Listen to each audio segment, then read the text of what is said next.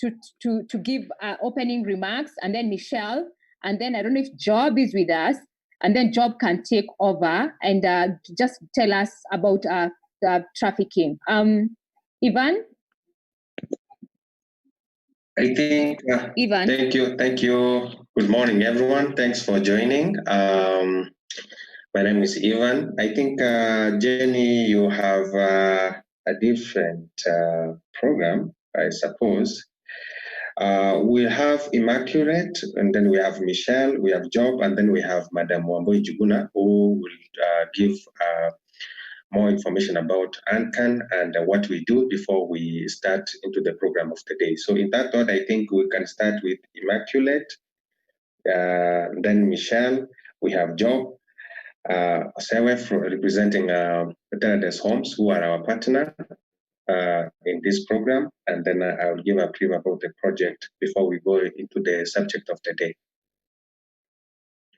Okay, good morning. Yeah. You can hear me? Yeah, proceed. Okay, good morning. My name is Immaculate Kisika, working as a project officer in the child trafficking project with ANCAN. Thank you all for joining.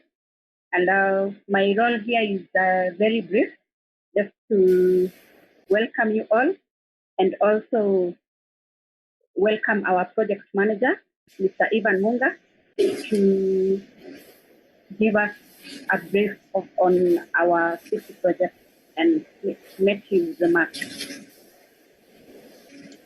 Thank you. Welcome, Mr. Ivan. Thank you so much. I think because of the interest of time, like you've been told, my name is Ivan Munga. I work for ANCAN. ANCAN is an African network for the prevention and protection against child abuse and neglect. We are implementing a program with support from Paradise Homes. It's called Building Foundation for Child Trafficking Free Zones in urban and rural Kenya. It's being implemented in 4 counties, namely Nairobi, Busia, Marsabit, and Mandera.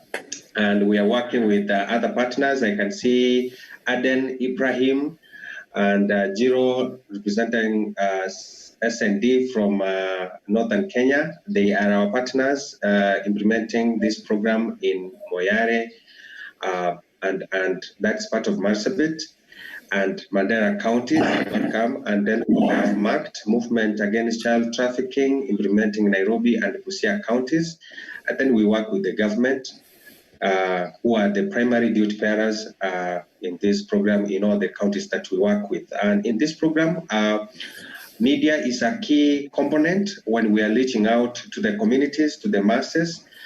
When we are creating awareness about what is child trafficking, how can we stop it, how can we report, how can we detect, what are some of the information that we need when we are talking about child trafficking. So this program started in 2018, April, up to now. It goes up to the end of this year. And we are very grateful with the partnership we have with our partners in the ground, but more importantly, grateful with Paradise Homes, who are supporting us financially and technical in terms of implementing this program. I look forward to have an exchange with the media houses involved here on how do we address from the media perspective what is really our role as the subject matter reveals. I don't want to go into the meat and the needs of this webinar, but this is very critical. You are our key actors in really giving information, giving more details. And if media doesn't have information about what is anti-trafficking, what is child trafficking really, what does it entail, how do we report, safeguarding issues, ethical issues, then we have lost it. I'm happy that we have big people from all mainstream media, both print and electronic media represented here. I can see people we trained from Busia, Kinapenja, and Wakori. I can see people from Moyale that were trained by SND. we want an exchange, a robust engagement with the media. What are some of the issues in your area of work that you have engaged? And especially this time of COVID, what are some of the issues you picked? Do we understand what constitutes child trafficking, or to start with? So without much ado, I think I'll stop there so that we have the exchange. Thank you, Immaculate. Thank you so much, Mr. Evans.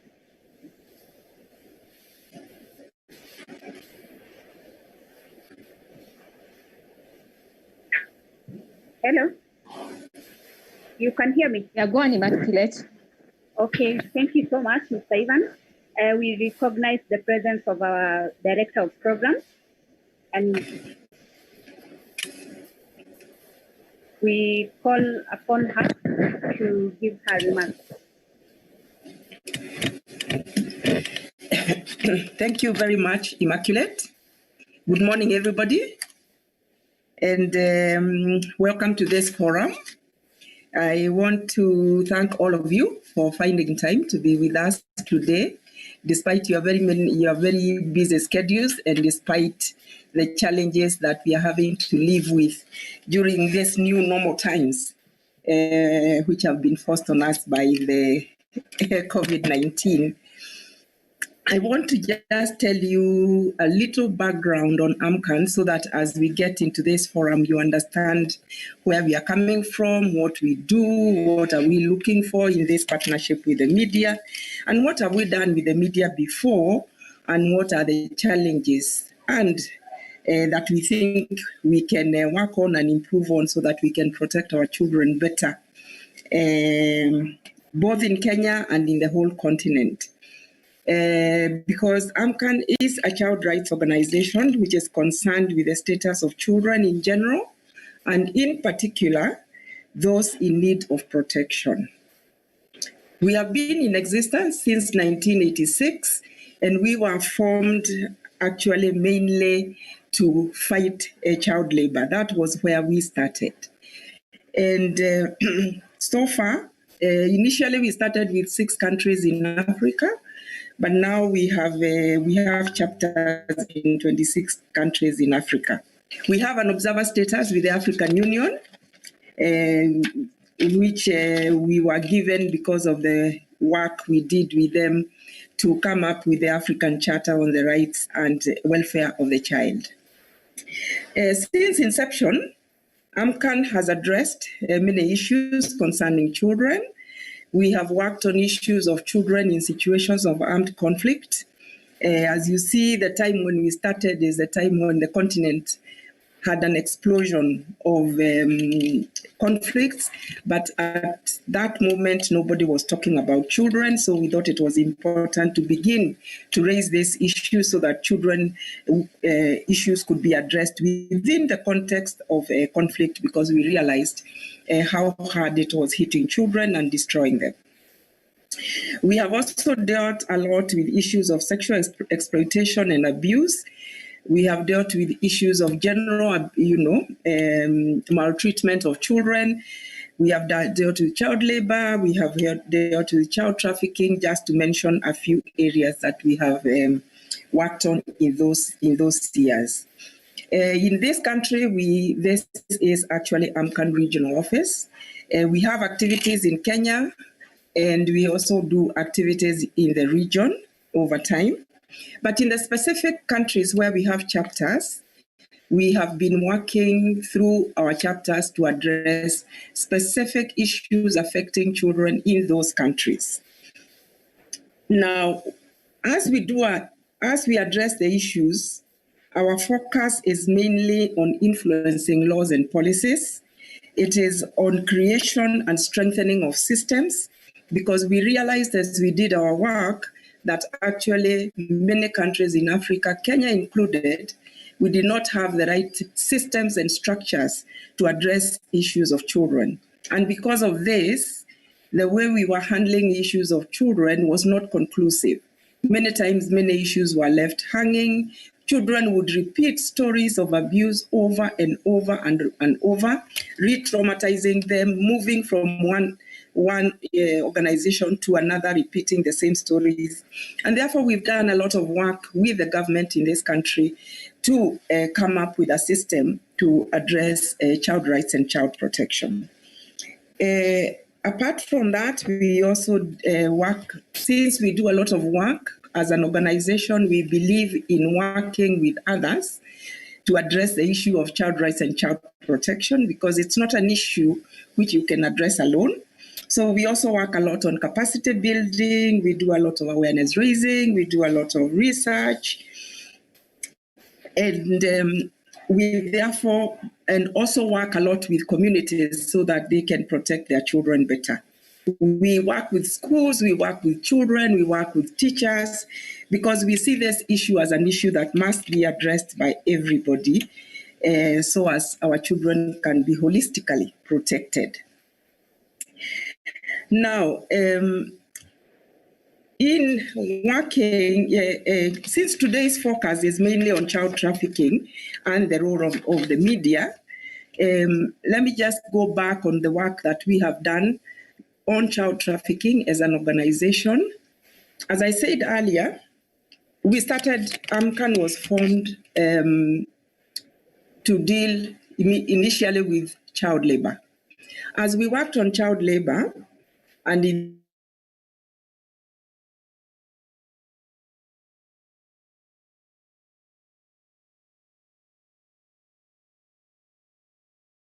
this country, we started working in child labor on the Nyanza province, research on child labor in Nairobi, and realized that there were very many kids who are working.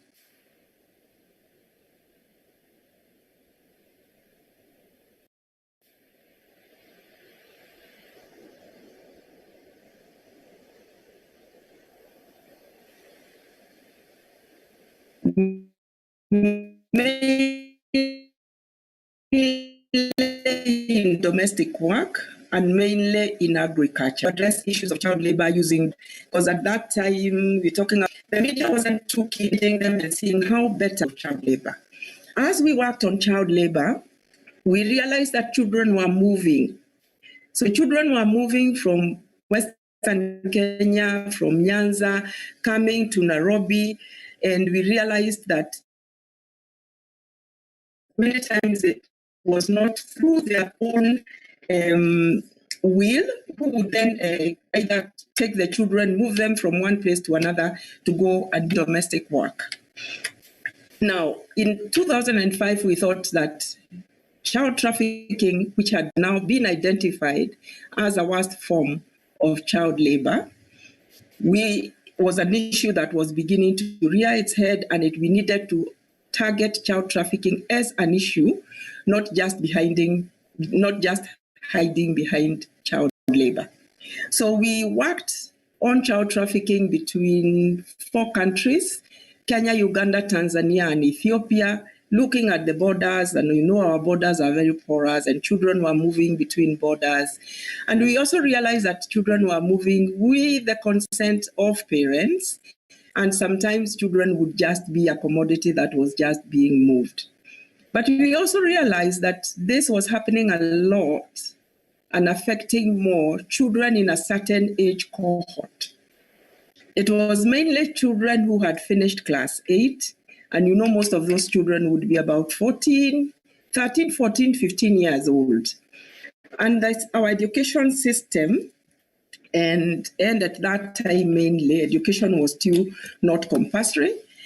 And therefore, children, a lot of children after finishing class 8 were not transition to high school was very, very poor.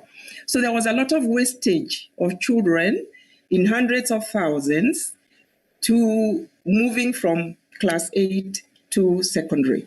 And these were the children that many times were targeted in trafficking. And understandably so, because they wouldn't have anything to do. They are young people, they are teenagers, they have a lot of energy.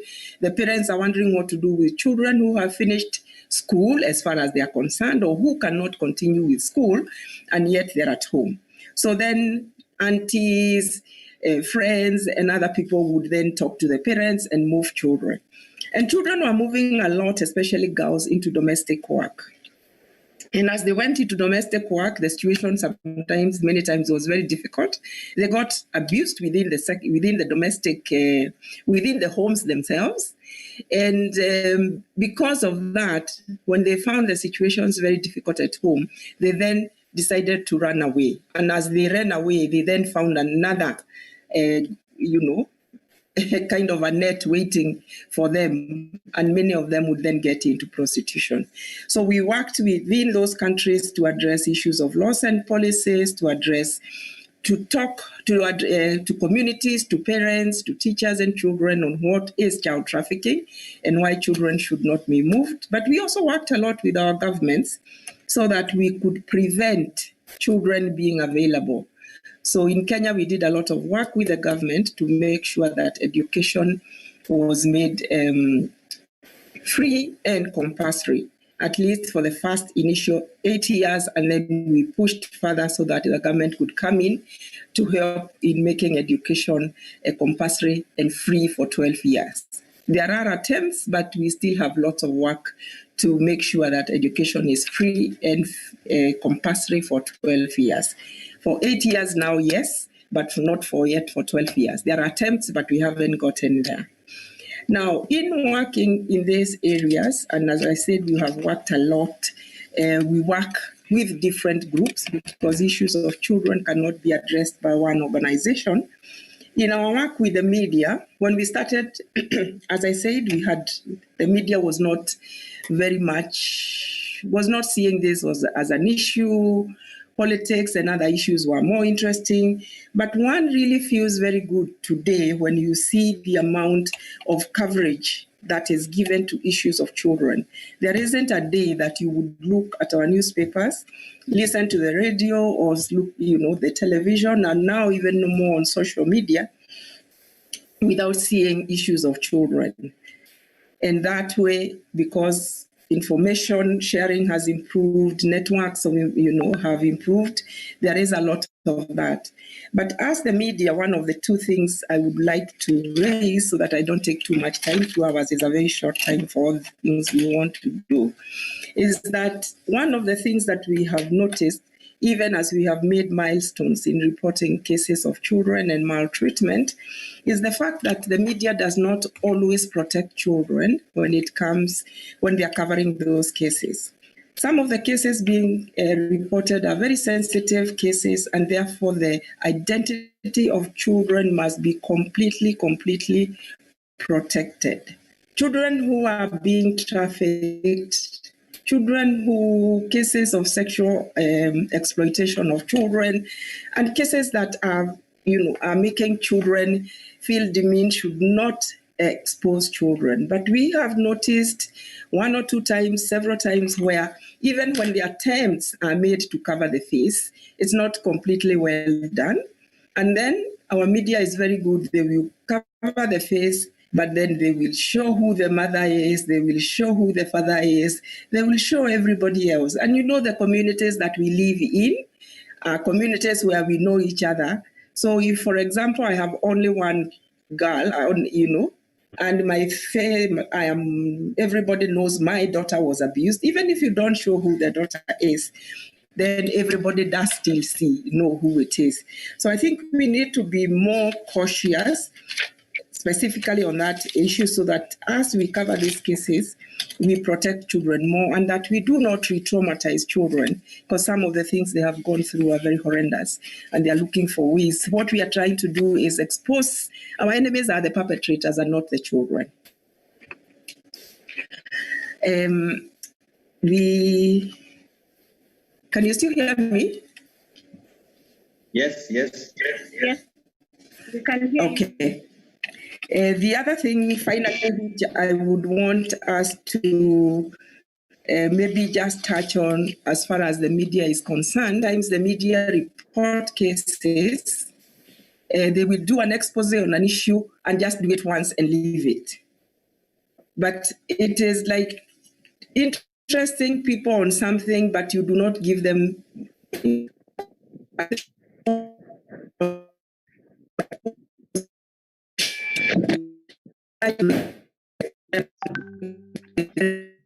Well, Madam Wamboi, we are losing you. Your connection is a bit off. Madam Wamboi?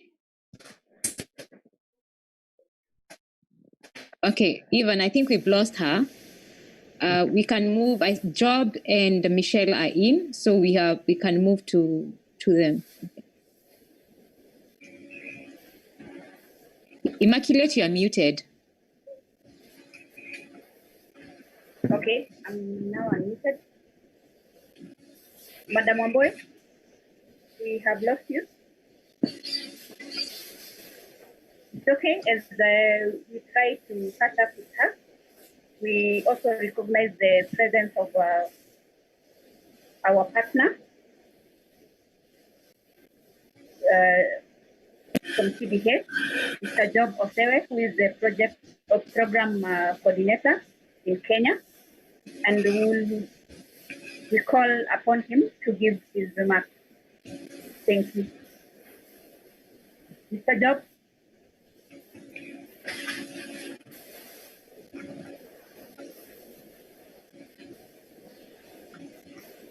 Hello, good morning, team. Good morning. Can you hear me? Yes, carry on, Job. Yes. Okay, thank you. And once again, good morning to the team on the panel and the listeners wherever they are. I'm glad to be here today, and this is a noble chance for us to have a candid discussion with the media team on how responsible they could be when handling issues of reporting on issues of child trafficking. As I've heard, my name is Job Osewe. I work with GDH as programs coordinator. And child trafficking is one of the projects that we are working together with ANCAN, as it had been indicated before. So TDH, or Traders Home Netherlands, is an international organization, if I'll talk about it briefly, that works in over 20 countries. But in Africa, we're working in 5 countries, that is Kenya, Uganda, Tanzania, Ethiopia, and now we're having a child labor project in Madagascar. So for Kenya, basically work in 2 themes. We work in child trafficking and commercial sexual exploitation of children, and we implement these 2 themes in 10 counties in Kenya, working with various partners in each county to help support in the implementation of the project. We work closely with the media, and it's one of our components, or one of the approach that we're using in other projects we are implementing, and also, of course, the one that we're having today. And I know we acknowledge the important role that the media plays, just as some of my colleagues have mentioned. And for the purpose of today, for me, is just simply remind ourselves of what we've been doing to improve on what we've been doing. We've been seeing the good work that the media is doing on uncovering some of the ills of child trafficking, all overall child abuse issues in Kenya, within and without the borders. And so for today, for me, is just to help remind ourselves to see areas where we can improve on as the fourth estate, and how well we can enhance working together to be able to achieve our role on protecting children, and also ensuring that the children realize their rights and they're not abused as we experience there within Kenya and also across. So briefly, that is what I would like to say, and welcome everybody on board, and also thank the team who organized this. And I want to wish you all a fruitful discussion as we move forward. Thank you, and over to you, Immaculate. Thank you so much.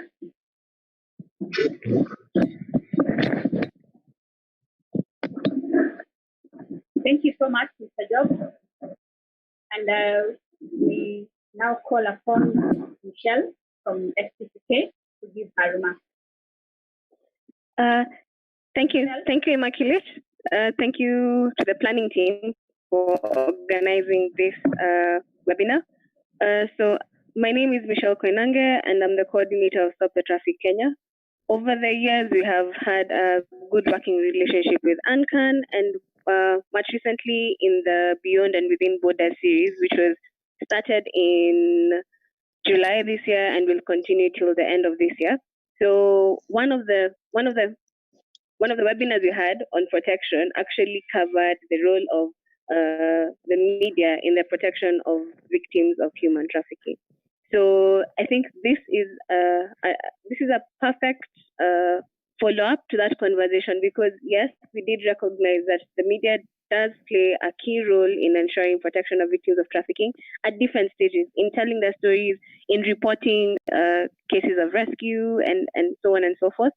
So as we start this conversation, and as we include you, as we join you in learning how we can better collaborate together in the fight against human trafficking and in the protection of victims while we tell their stories, I welcome this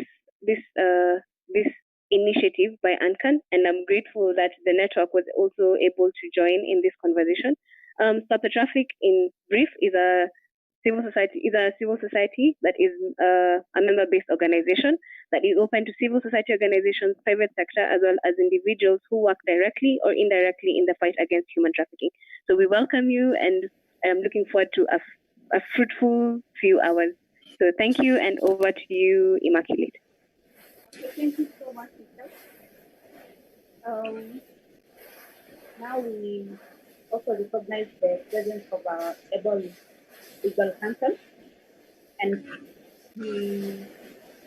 I think we are now, even to right, we are now getting into the main program, right? Yeah, yes. Your voice is low, Immaculate. You can add your volume from your end. Okay. Okay. Yes, you can now hear me. I'm saying we are now calling upon our legal counsel, Madam Dorcas Wakili, to give us some brief but clear definition on city and related terms. And also she will also talk about the scope and impact of city and how city works and people involved in child trafficking programs, the ones who work with. And she'll also talk about the legal components of city. Briefly, welcome, Wakili. Thank you, Immaculate. Hi, everyone. As Immaculate had mentioned previously, can anyone hear me loudly enough?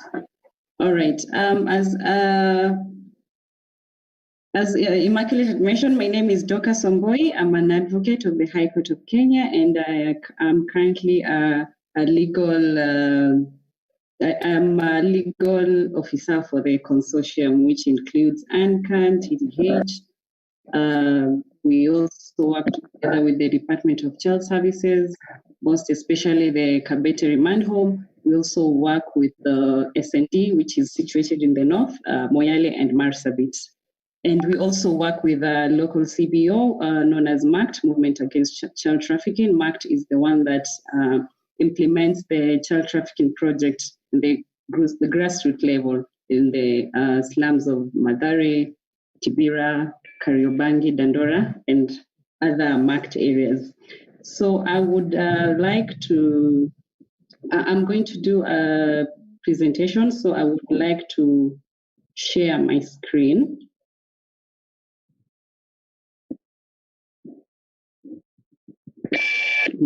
One moment. Jennifer, kindly allow me to share my screen. You can now. Oh, I can, okay. All right, thanks.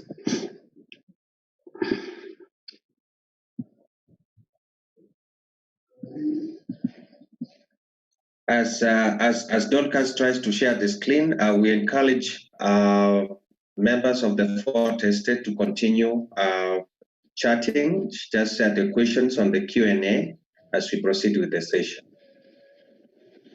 All right.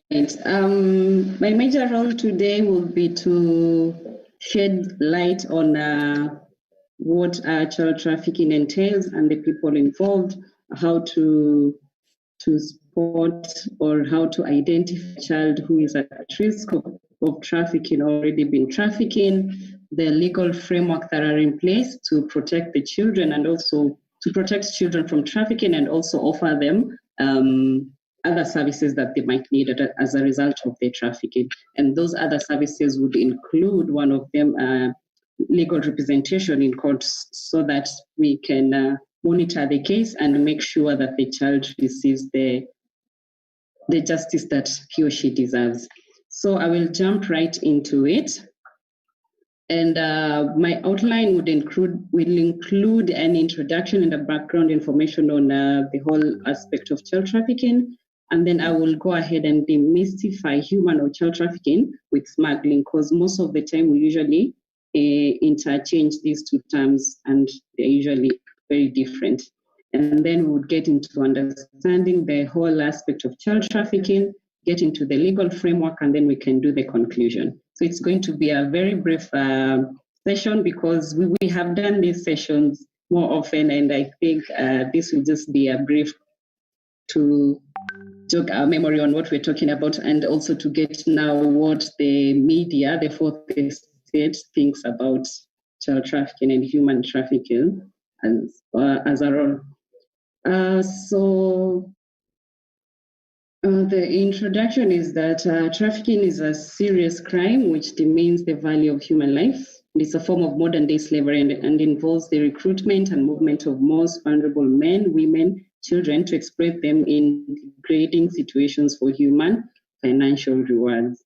So the whole issue, the whole aspect of human or child trafficking, but most especially child trafficking, they're not doing this for anything else. The end result is for financial gain, which is the exploitation bit that we are going to get into. The child trafficking often takes place across international borders, but it can also happen within the boundaries of a particular state, especially Kenya. The victims can be foreign nationals. We have had victims from Tanzania and Uganda most especially, and then we have a few from Ethiopia and others from Somalia, and also a few from Rwanda, if I'm not wrong. So the victims can be foreign nationals, but also can be Kenyans. So Kenya is classified as a source, a transit, and destination for victims of trafficking in persons. So let's say when we say it can be a source, it's when children are taken from within and are transported or transferred to other countries. As a transit, it could be from, if a child is coming from, let's say, Uganda, the child can do a stopover in Kenya as they wait to carry on with their journey to the destination country.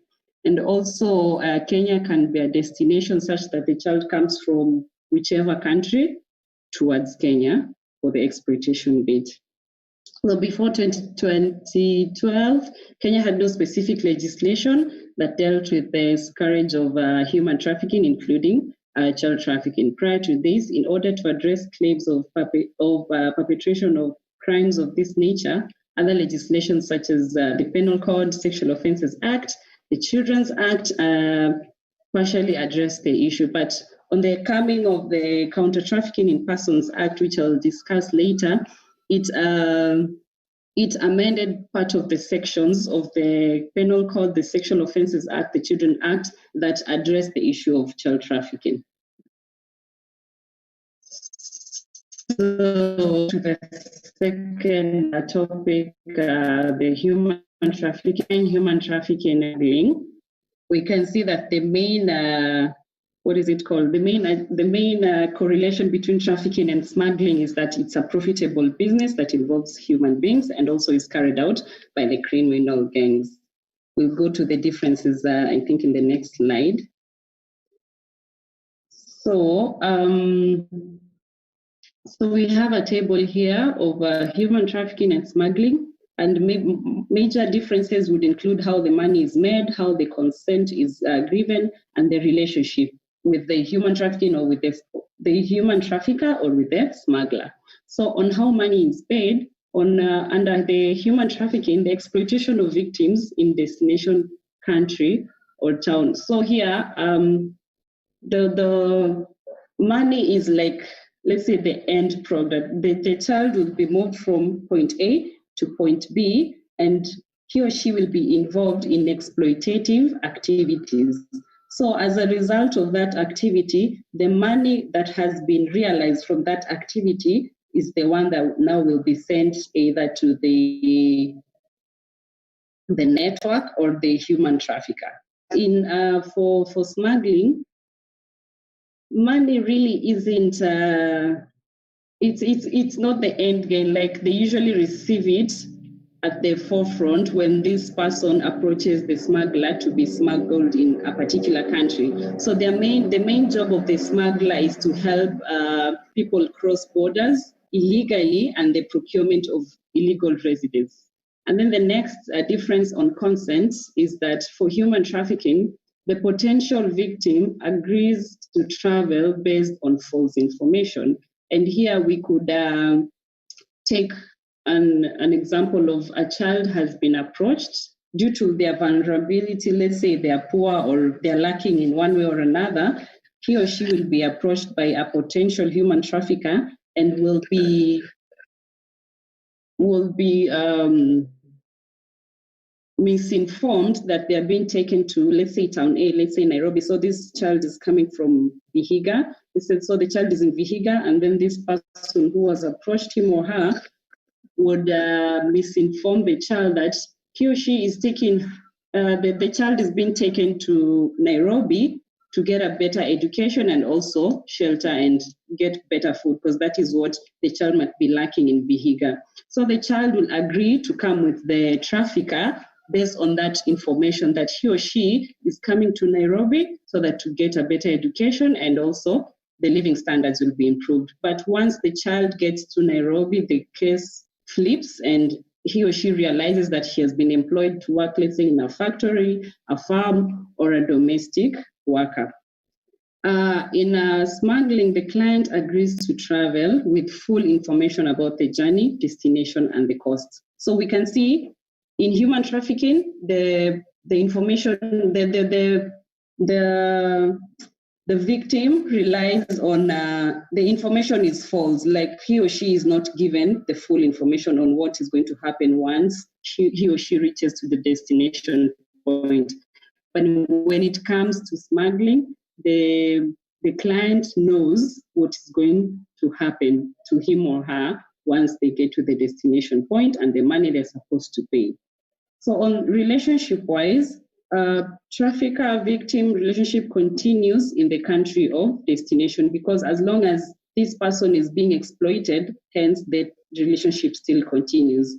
As for smuggling client relationship, it ends once the border is crossed in the country of destination. So once they cross the border, then the contract ends. The smuggler and the client relationship ends. Then it does not proceed after the client has gotten to the destination country. So if we could jump right into child trafficking in Kenya, the children are trafficked predominantly internally. They are more vulnerable than adults, and this is mainly because they can offer cheap labor, and also they do not really have a say on, like, they have no control or have no enough muscles to stand up for themselves. Then the victims of child trafficking are both boys and girls, though most data would show that most girls are the ones that are being trafficked internally and externally. Children are often trafficked for domestic servitude, street begging, and sexual exploitation, amongst other kinds of exploitations. And then some types of trafficking, especially child marriage or also female genital mutilation, are nested in local cultures and thus difficult to eradicate. And then the most popular streams will be for children from neighboring countries, like I had mentioned previously, Uganda, Tanzania, Somali, Ethiopia, like within the East African countries, and then the children from Asia to Kenya, children from rural areas to cities and towns. So most, especially, they'll be trafficked from the rurals, maybe let's say to major cities or towns like Nairobi, Nakuru, and Mombasa, most especially those towns. And then children are trafficked to United Arab Emirates or Saudi Arabia, and then children are also trafficked to Europe. In understanding child trafficking,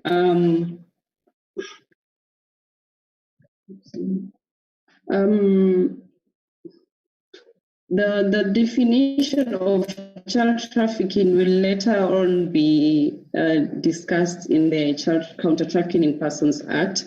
But if I could give a brief overview, is that child trafficking would entail the recruitment, transportation, transfer, harboring, or the receipt of a child for purposes of exploitation. So either of these activities, the recruitment or the transportation or the transfer or the harboring or receiving a child, if one gets involved in any of those activities and the end product is exploitation, then that child can be defined as a victim of trafficking, and that person would be liable for an offense of child trafficking. So the purposes for the exploitation, the purposes would include commercial sexual exploitation, there's forced labor, there's debt bondage, recruitment in armed conflicts, forced begging, illegal drug trade, work in construction sites, mines, plantation, forced marriage, illegal inter-country adoption, baby trade, or also sale of a child, trafficking for organ trade.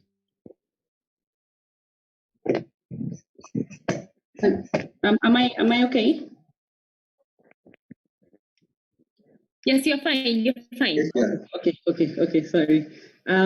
So this other slides also goes to explain the exploitative situation, the ones that I previously mentioned: the sexual abuse, the forced labor, the organized begging, organized crime, trafficking, organ trafficking, drug trade, domestic work, forced or child marriage. So those are the different reasons why children are trafficked, and there could be more, because trafficking keeps on evolving and exploitative tendencies also keep on evolving. So this is not a concrete list of the kind of exploitative situations. I think I had mentioned this earlier: the activity and the purpose. So when when this case goes to court, when the perpetrator has been arrested and the charges of child trafficking have been preferred against them, the main thing that the prosecutor needs to prove in court is the activity and the purpose. So the activities that are mentioned 1, 2, 3, 4, 5, and then any kind of exploitation that has been meted on the child needs to be proved. If I could differentiate child trafficking and human trafficking, when the main difference is on the activity, the means of acquiring, let's say, consent, because now definitely children under 18 cannot give consent, so the requirement for giving the means has been ruled out. So when it comes to adults, the means has to be proved, and means would include maybe they used force, they were threatened, or they were coerced, and any other kind of means that was used for them to agree to be transported or to be transferred from point A to point B for either sexual exploitation or forced labor. So that's the main difference between child trafficking and human trafficking. The means aspect is not usually necessary in child trafficking, unlike in human trafficking.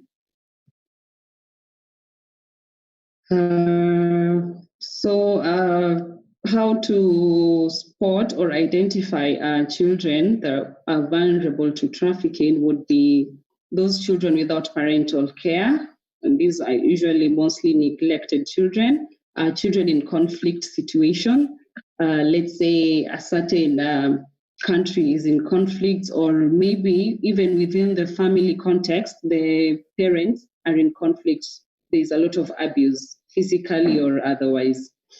And then orphans too are usually vulnerable and targeted, and we could say they are the most targeted because any child would want to grow up in a family setup where there is love, there is care, there is nutrition, there is shelter, like there is nothing that she needs. So when a potential trafficker approaches such a child, he or she would easily agree. And then children with special needs, children displaced by natural disasters, street children, and child poverty. So the perpetrators could be anyone. It could also be me and you. But the main purpose of this training is so that we can know what child trafficking entails. And now, since we are well informed, we can be removed from this list of perpetrators. Because sometimes what happens is we are not aware that the act that we are engaging in can qualify to be child trafficking. So let's say you have a relative from the up country. Maybe the family can't afford their school fees, and they think since you're staying at home, you need to pull your weight around. So why don't we take you to your aunt who is in Nairobi? She can employ you as a house help, and the money that we get at the end of the month is taken back home to help them with their basic needs. So a list of perpetrators, it's not exhaustive, could be the primary caregivers, and these are your parents or the guardians. And then we have the relatives, the older siblings can give you away for money, friends of the family, domestic workers, religious leaders, and the law enforcement agents. Everyone is a perpetrator. So the more you have the information, the more you are aware of what is going on, and the more you can educate the other people on the issue of child trafficking. People and institutions who often come across victims of child trafficking in Kenya would include the chiefs. And I think chiefs would receive most cases, especially in the slum areas, because that is their main point. Chiefs are their main point of contact person.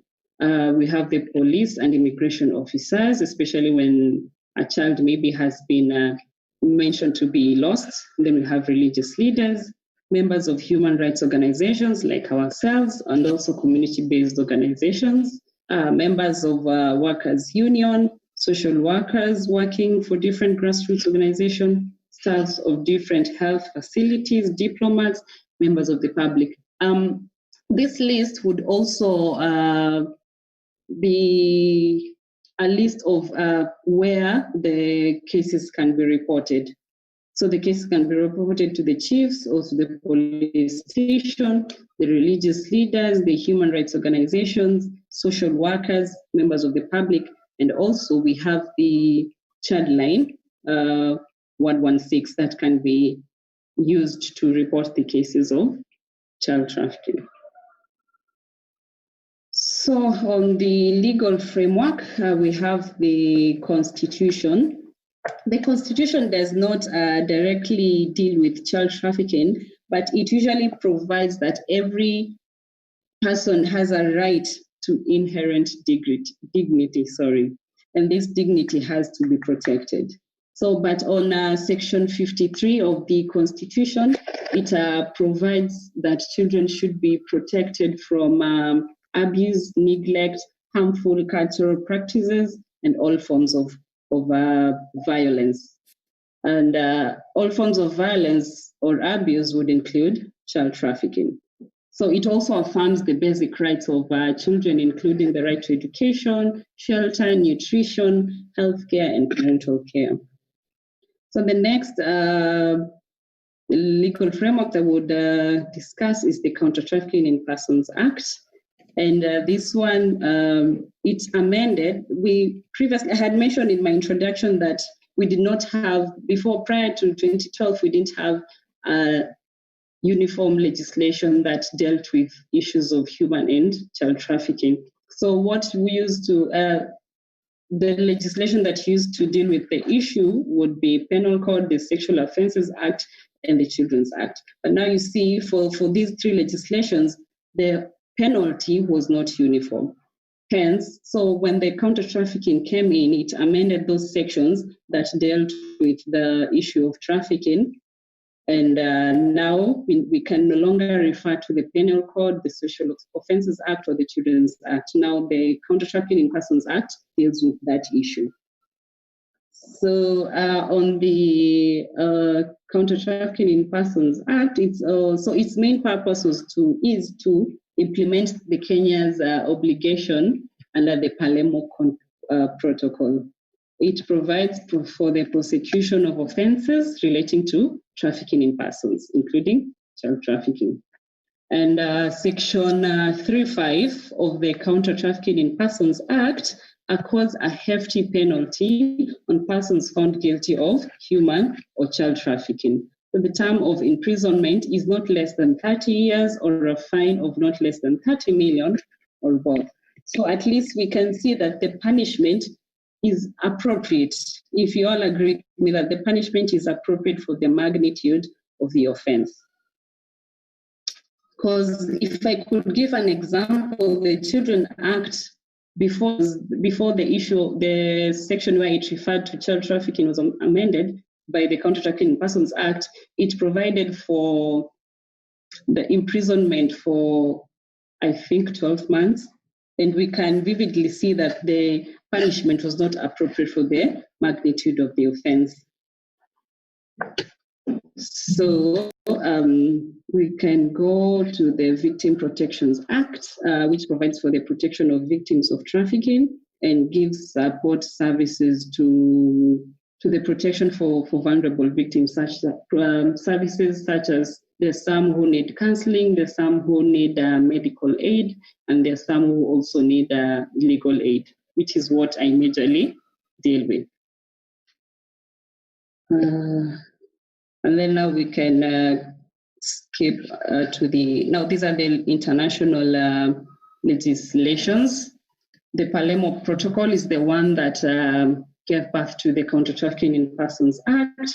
And then you have the National Plan of Actions, and then you have the UN Convention on the Rights of the Child, which requires that state parties to take appropriate measures to protect children and to see that their rights are protected and children are living in a safe environment.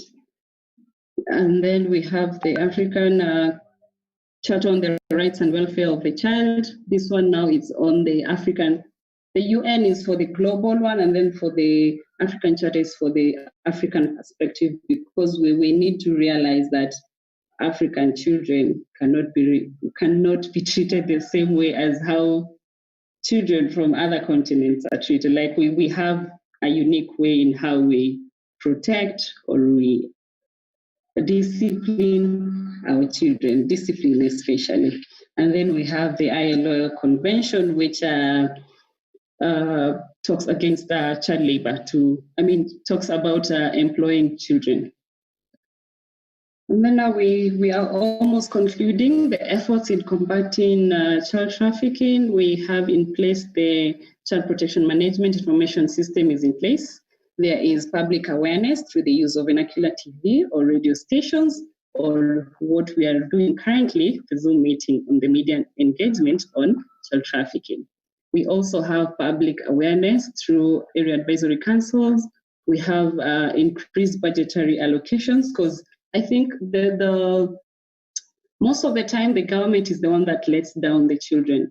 Like we have created a system. We are trying to strengthen the systems that are within, that are going to create a very strong link such that the children are well protected and their rights are realized. So when the government does not, we don't want to deal with issues of children in silo. Issues of children are diverse. So let's say, for instance, child trafficking. So the child has been rescued and has been offered legal aid services. So what happens to the medical aid? What happens to the psychosocial support? What happens to shelter or education? So when all these stakeholders come together, the system is strengthened. When the staff are trained on how to deal with issues of children, the system is strengthened. Hence, there are not going to be loose ends or any cracks that the children are going to fall in. And then we have been partnering with research institutions, academia, to research on child trafficking and also to gather numbers on data and also to share case stories or what is it called? On how different organizations deal with the issues, and then we can see if we can borrow from each other for the betterment of the children. And then we have increase in the line of increase in the number of frontline workers. Yes, that is all from me. Thank you. Thank you.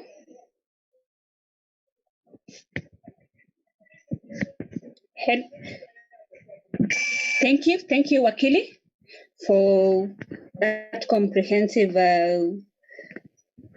presentation there. Time is not on our side.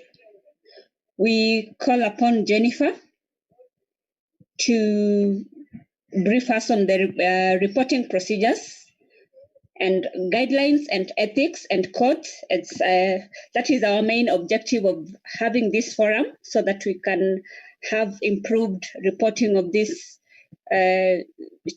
generally child abuse cases. And also Jennifer will give us the guidelines and codes on media treatment of children, how we treat children when we are reporting about their cases.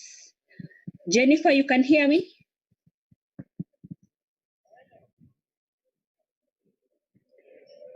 Jennifer? Yes, I can hear you. Just give me a second. I'm trying to do something. Just give me a second. In the meantime, please, if you have any question, lift up your hand and then ask it to either one of the panelists, and then I will allow you to talk. So for this particular session, as we move on to the next one, just lift up your hand. The hand section is up there, and then we will allow you to talk.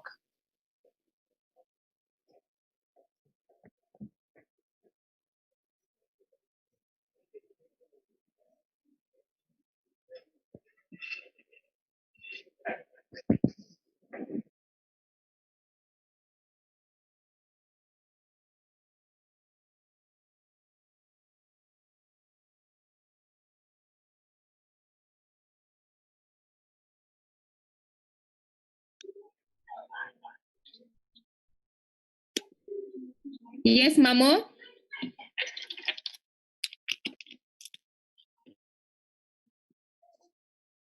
Go ahead, Mamo, and speak. Mamo Ali. You unmute yourself and then speak. Hey. Hi guys, my name is Mamo. Any questions? I have just launched a poll. I'm going to be closing it in the next 10 minutes. Kindly just respond to the poll, and then as we move on to the next session. So the next section, I want it to be more interactive. So I'm going to allow, please, if you're a journalist, lift up your hand. If you're not a journalist, please don't. I just want all the journalists and media people to lift up their hands. I want to allow you to speak, because the next session is going to be very interactive, and I want us to have a conversation on how we are reporting. Okay, so if you're a journalist, please lift up your hand so that we can have this interactive session.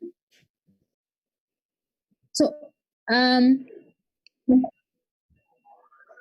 if I allow you to talk, please, that means you mute yourself.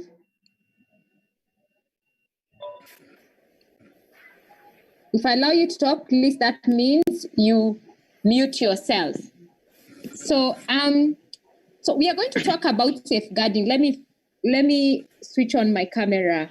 So we are going to talk about safeguarding when we are reporting. So I wanted to show a video, a documentary that was shown a few weeks ago in Kenya here, but because of what it's called, because of we are live on YouTube and Facebook, if I do it, it is going to cut the link because of they're called what for because of copyright issues. But we all remember that documentary that was shown on TV a few weeks ago, and that's actually the reason why we are having this training. Because we had just finished our series on Beyond and Within, and then when we saw that, we started asking our question: what did we miss? What did we miss? We did not do enough in sensitizing the media on safeguarding children when they are doing reporting. So I'm going to be referring a lot. I'm hoping a lot of how many watched that documentary? Please, by the show of your hand up. It was on NTV. How many watched that documentary? Please lift up your hand. If you watched that documentary, thank you. If you watched that documentary, it was on NTV. I'll try to look for, even if you can be able just look for that link, and then we can post it on the chat box so that people can be able to go and watch it later. Got it. I'll post there. Yeah. So if you can, please do that, so that you can. I'll be referring to it.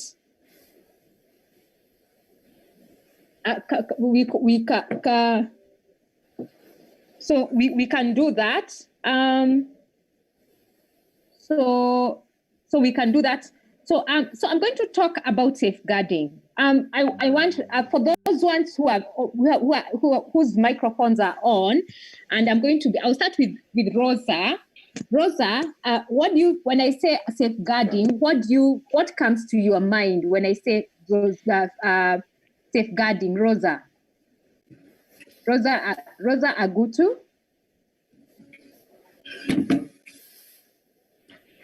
Rosa Agutu, when I say safeguarding, what do I mean?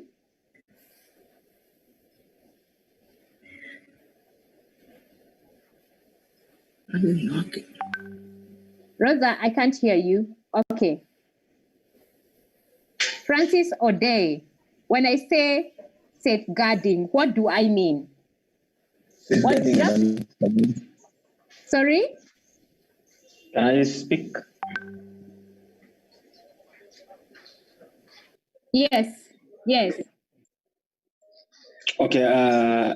Based on matters media, when it comes to matters safeguarding, to me, it's all about the face, the voice, and the content on what exactly is going to be shown on television or to our audiences.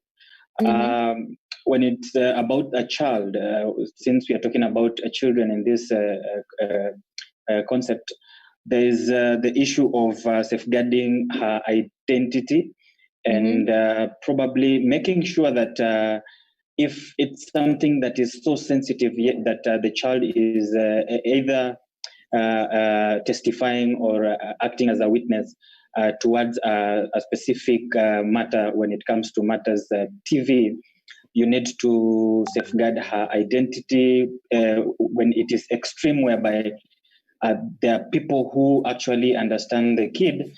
You go ahead and even distort the voice.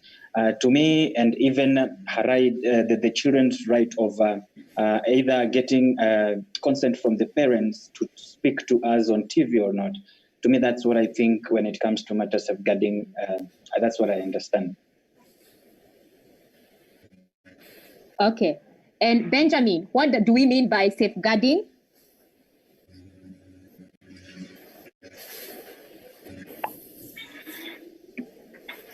Benjamin? Hello? Yes, Benjamin. When we say safeguarding, what do we mean?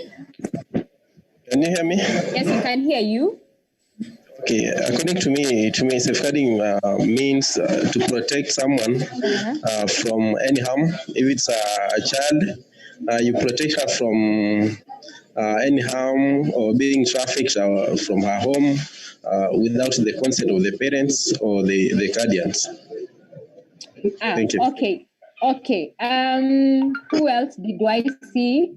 Ibrahim. What do we mean when I'm talking about safeguarding? My friend. Safeguarding means protecting someone from being harmed or from being badly treated. That's very good. All of us have done a brilliant job in defining safeguarding. So when it comes to media and when we are doing our reporting, telling our stories, either printed, social media, or electronic or on TV, there are measures that we need to take to safeguard. As much as we want to tell the story, but what measures are we taking to protect children from being harmed further? You know, because you can be telling a story, but by telling your story, you are actually harming the child. Okay, so I'm going to go through a presentation. Please, at any time you feel you need clarification, just lift up your hand and I will allow you to talk. So because I want this to be very interactive, I've done this before, and I know for media people sometimes you want clarification there and then. Please lift up your hand and I will allow you to talk. Those ones, the media people who have lifted up their hand, please just lift up your hand if you need clarification.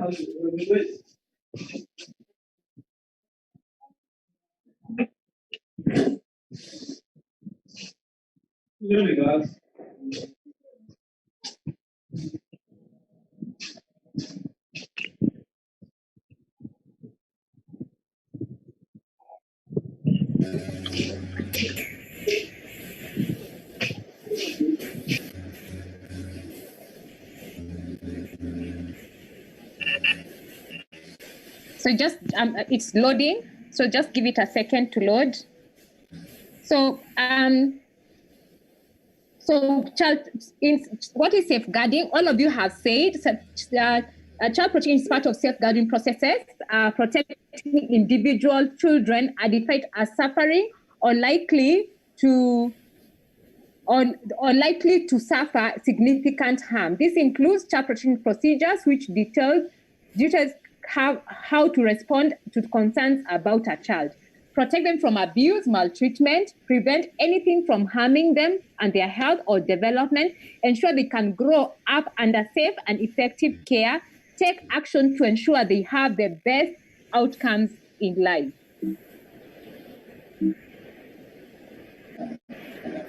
Principles of safeguarding in media. So what I've done, I have shrunk this presentation to do. So they're safeguarding in different areas, but for media, I've just narrowed it to safeguarding in media. So principles of safeguarding children in media include respect and the dignity of child in every circumstance. So regardless of this child, where this child is from, which part of the country, their ability, please, whatever circumstance they are, preserve their dignity. Do not describe them in a way that is going to diminish their worthiness or their humanity.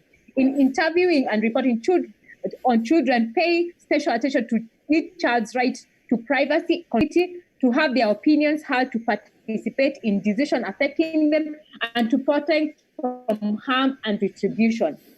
So if a child says, Ali, you had said, they said no, okay? So you need to respect their right to privacy. If they said no, they don't want to be interviewed, you should respect that, because that is their right to say no. So by forcing them, you're making sure they're not enjoying their right to privacy and confidentiality. So a child tells you something, but you go, as what Wamboi was saying before,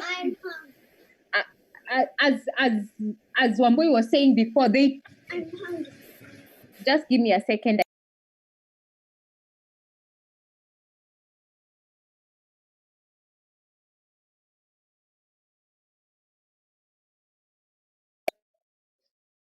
Sorry about that, parenting, working from home. So as the child is right to privacy and confidentiality, like a child tells you something and you are, and then you go ahead and you hide their faces, but you show their parents' houses. One of the funny ones I see in the media is that you hide their faces, their parents, but you show their school uniform, okay?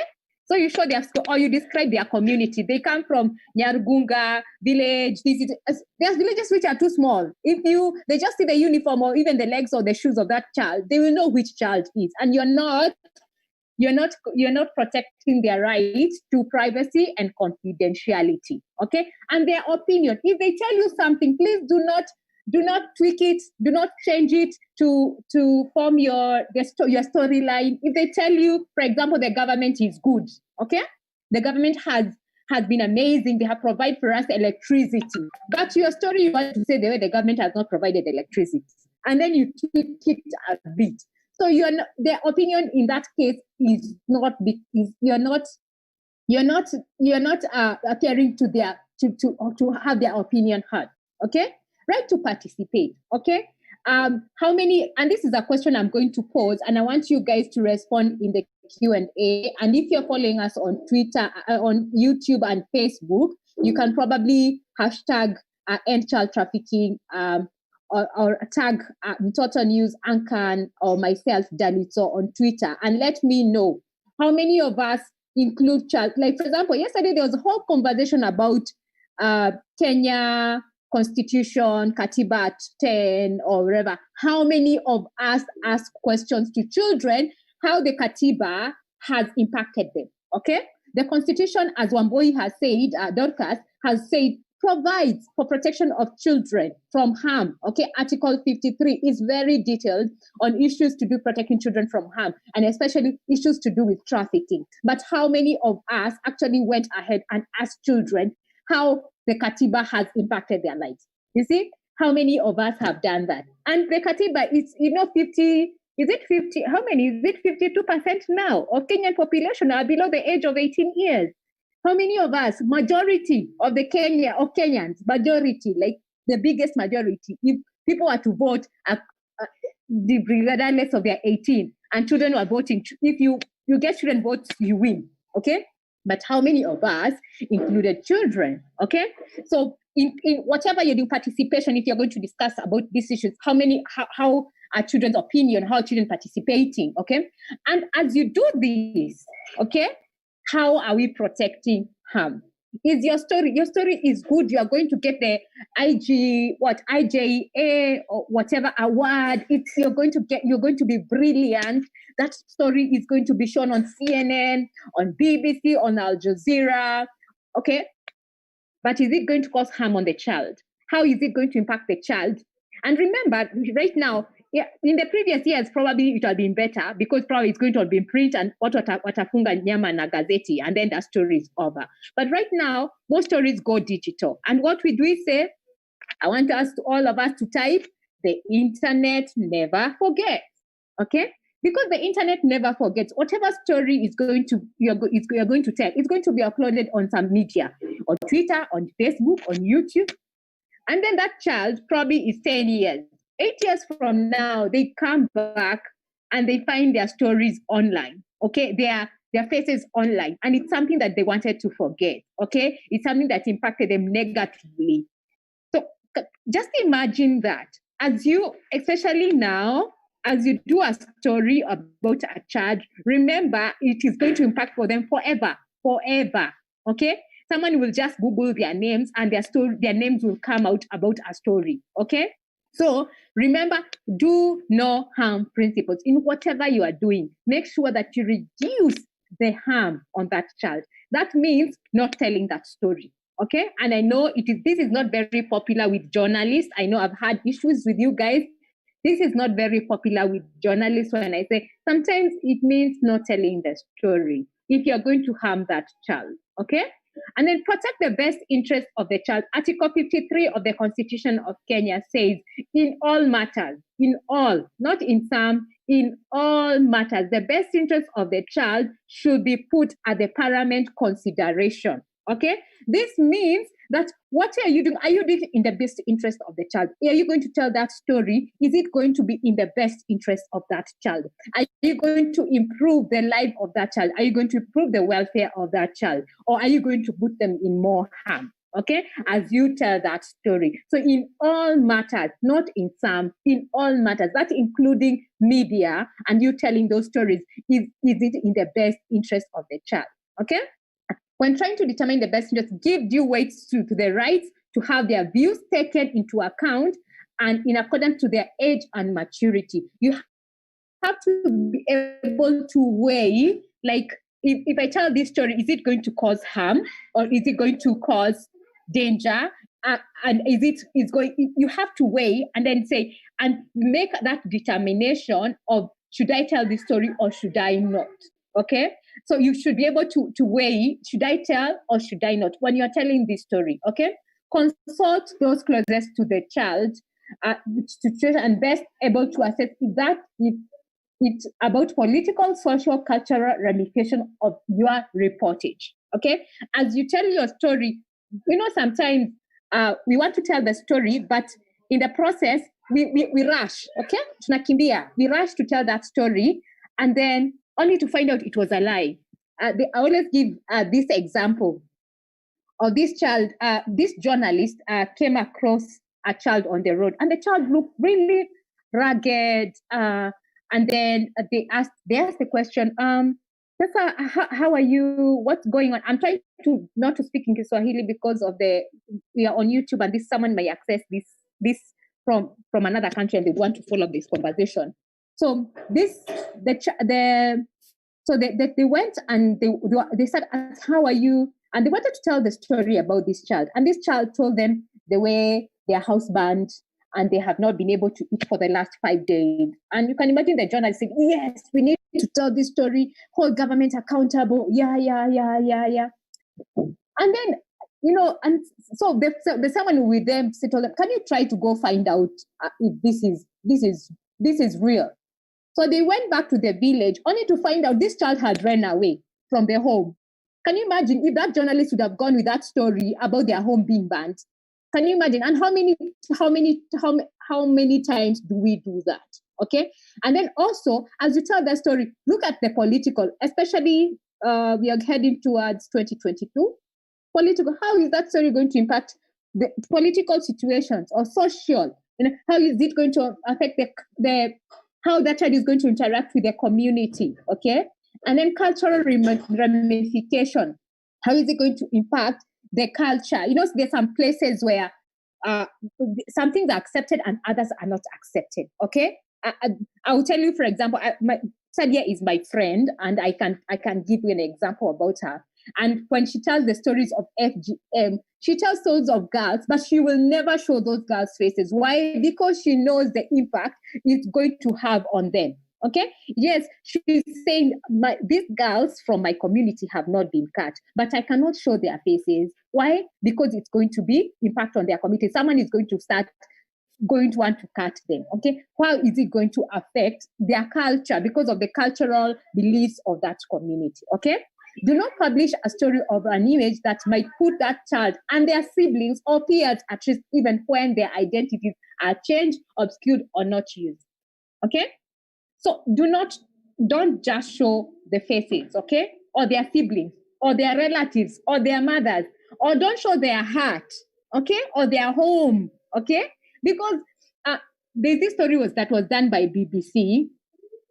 Is it last year? I think it's one of the best data stories I've seen in a long time. And they actually identified a village using Google Maps. You see how easy it is to identify a village using someone's home using a picture. So you may say, because we have changed the name of this child, we have changed it, but you show their home, okay? And somewhere, especially on trafficking issues, people who are doing trafficking, they're people who have money, they have huge interest, and they would want they will do anything possible to protect themselves, and they will pay someone, a data scientist, a geoscientist, to be able to find that home. Okay, and that's a few clicks on Google Maps, and they will be able to find that child. Because why? We did not take care of not showing their home. I will try to look for that BBC story about data and how they use Google Maps and satellite imaging to find a village somewhere. I think, is it Mali or Cameroon, where a mother and a child were killed by militias. So that can tell you how when you're telling your story, it can impact the lives of children. Okay. So I'm going to pause there and see if there are any questions before I move on.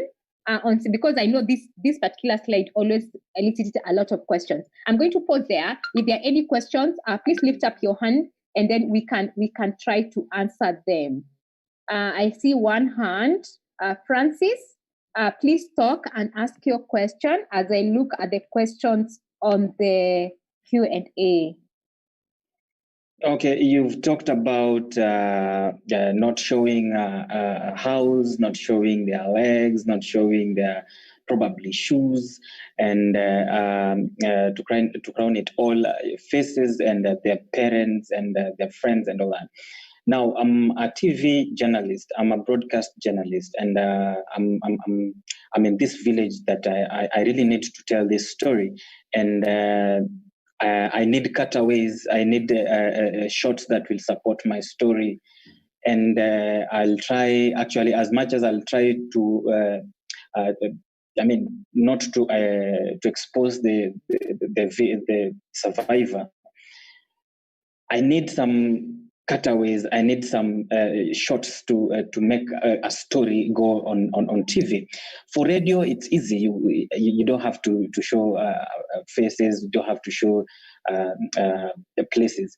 But this is TV. This is. We are doing pictures and videos. How am I going to actually be effective when telling these stories?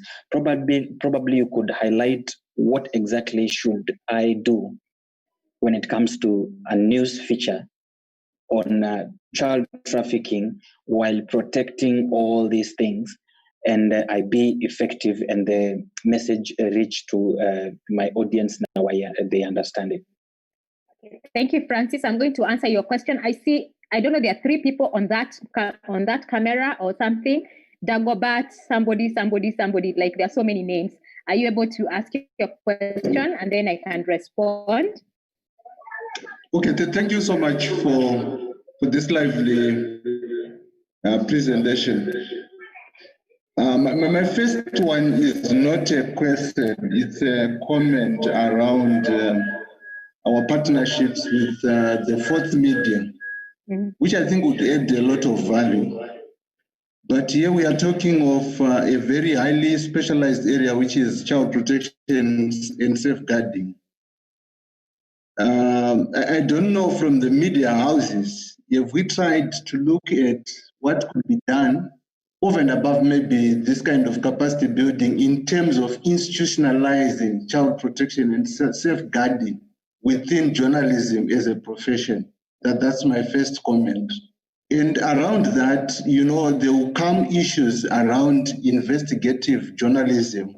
How prepared is the consortium to also provide stories? Because I think as you were talking, the issues around media monitoring were coming up to say you get good stories, you get bad stories, which means you have got some tools and mechanisms, including using even online, developed tools where you could actually monitor the media.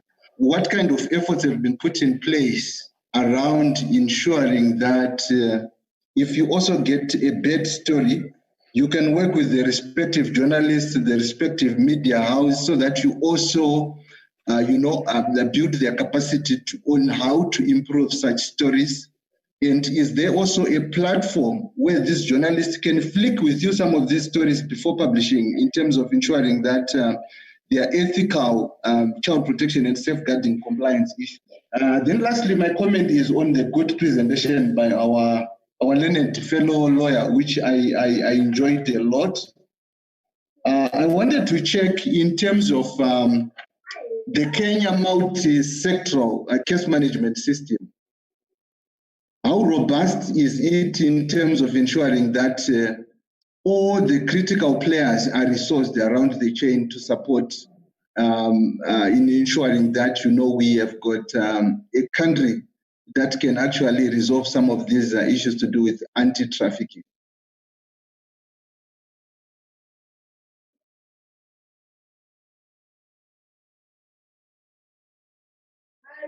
Thank you, Dagobert. I hope that's your name.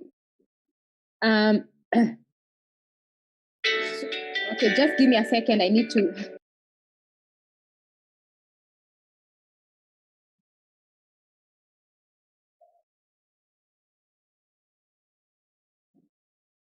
Thank you, Dagobert. So thank you for your many questions. Some of the questions actually I'm looking at Job. He needs to answer because it's a conversation that we have had a long time about monitoring, about supporting the media to tell stories in a safeguarding manner. So that I'm going to throw it to Job. Job, I'm not answering that question. You're going to respond to that question. Issues to do investigation and giving stories deeply. I'm going to answer a question about safeguarding. And Francis, that's a good question, and you are not the only person who has asked that question. So I'm going to tell you like how we have done them before. For us, like in total, we've done stories about trafficking. One of them is using lighting. You know, there's a way you can use creatively lighting to be able to you get very nice cutaways, but without showing the faces of the child or showing the places. Like you see, like for example, Wamboi. Can you see Wamboi? Let me see if I can. It's not the best. Let me just show you Wamboi. You can't see Wamboi fully. I hope Wamboi switch on your camera. She switched on. I wanted to give an example with Wamboi's camera. Because of Wamboi Njuguna, please switch on your camera. Oh. Just switch on. Yeah, just Wamboi Njuguna. Madam Wamboi. She switched off her camera. I wanted to show her camera and the way it is. So just give me a second. I need to parent. Okay. So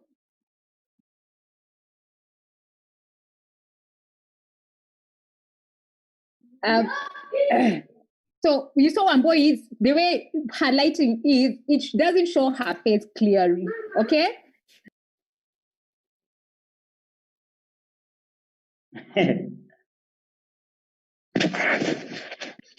So like if you see, you can be able to see Wamboi using her lighting, like when the person is against the light, using your camera, there's a way you can be able to blur without showing her faces. And if you look at like BBC and I think some of Al Jazeera's, yes, like Immaculate. If just open, you can see. There's a way you will not see, but there's a way you can actually show the silhouette without showing her color, however, you using lighting. There's a very creative way you can be able to do that without showing her face, but you can be able, if she turns, Immaculate, just go face the window, Immaculate. You see, you will not tell who that is. And I'm sure there's a way you can play around with the lighting and it will not show the face, and you will get your amazing cutaways. Okay, you can get amazing cutaways. I will try to look for for a few documentaries by BBC Al Jazeera that they have done that, and they don't show faces. They will not show faces. They will not show any. They will not show any ways of the child or identity of that child. Okay, thank you so much, Immaculate, for helping us out. So there's a way, and then you can take cutaways that are not around the village. You can take a cutaway. Remember, you're telling a story from Kisumu. Show a cutaway from Mombasa. It's water. So nobody will know because you don't want to put that child in danger. Okay? Especially it's very sensitive, investigative stories, very sensitive. And if you show the identity of that child is going to be in harm. Okay. Job, are you able to answer that question that Dogbert asked, please?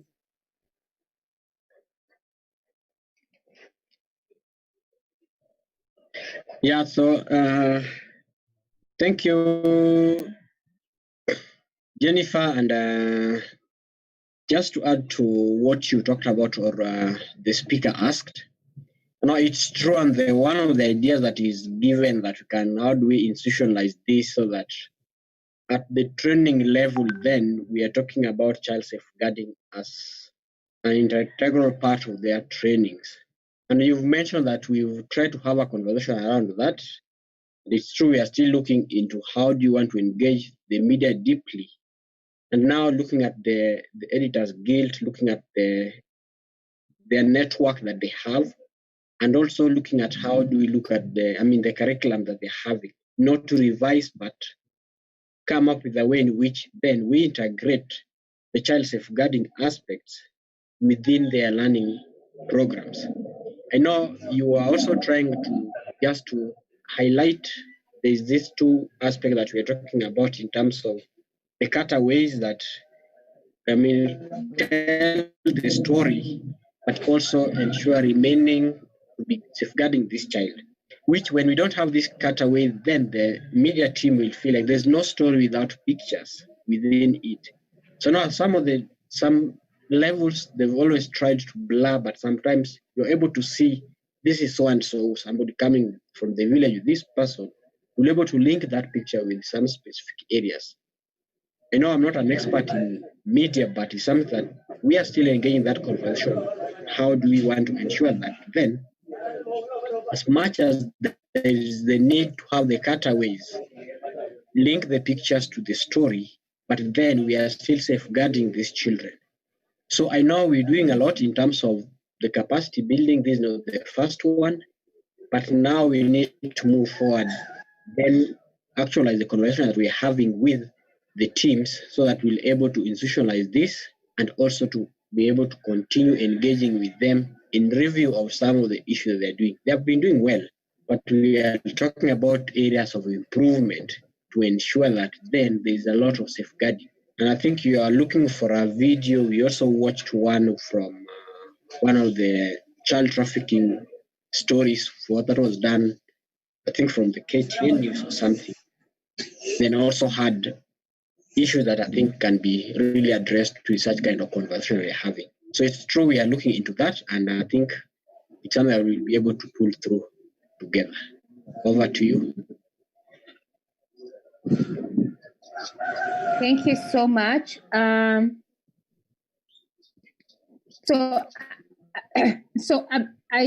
have seen hands up. So can I just finish? I have like 4 more slides. I finish the slides and then we can go into the conversation. Oh, my neighbor is building now. So let me. So we are going into the. Let me just finish with this and then we can get into the conversation because I can see we are running like seriously out of time. So apologies for the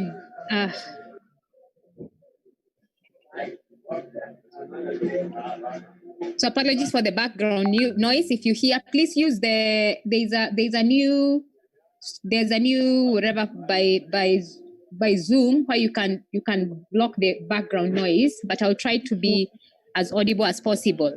So here, these guidelines are internationally developed guidelines on reporting on children.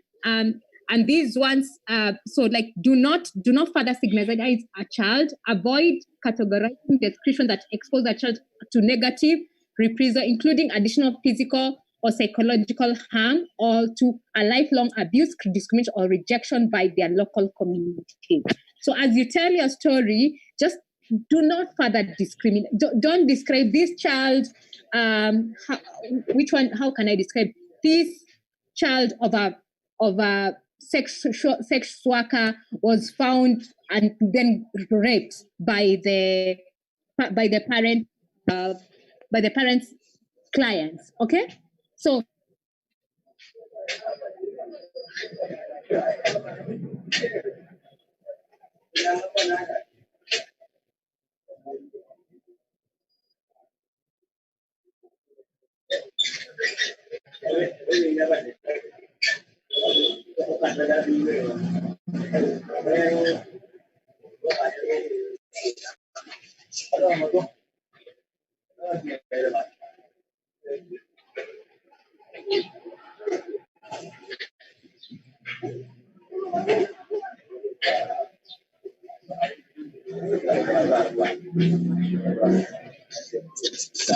Zoom tena imepotea. Walikuwa wamenifikia kuuliza swali tena. Zoom imepotea.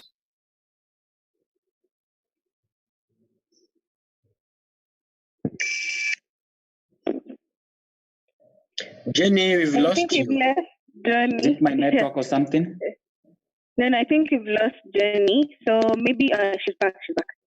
Yeah, so we can engage we can engage on the questions as Jenny is I am trying back. to back. I'm Okay. back. All right. My Go, power Carol. has gone. So power has gone. So I have to go very fast because I don't think my bundles are going to be enough. So I'm going to go very fast.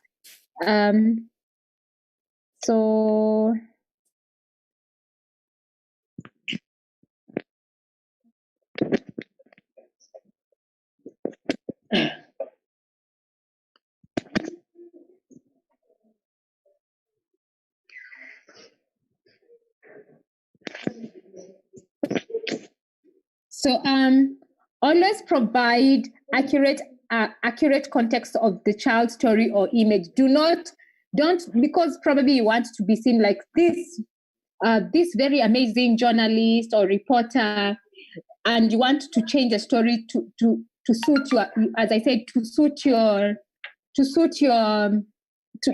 storyline or to suit whatever you want to tell.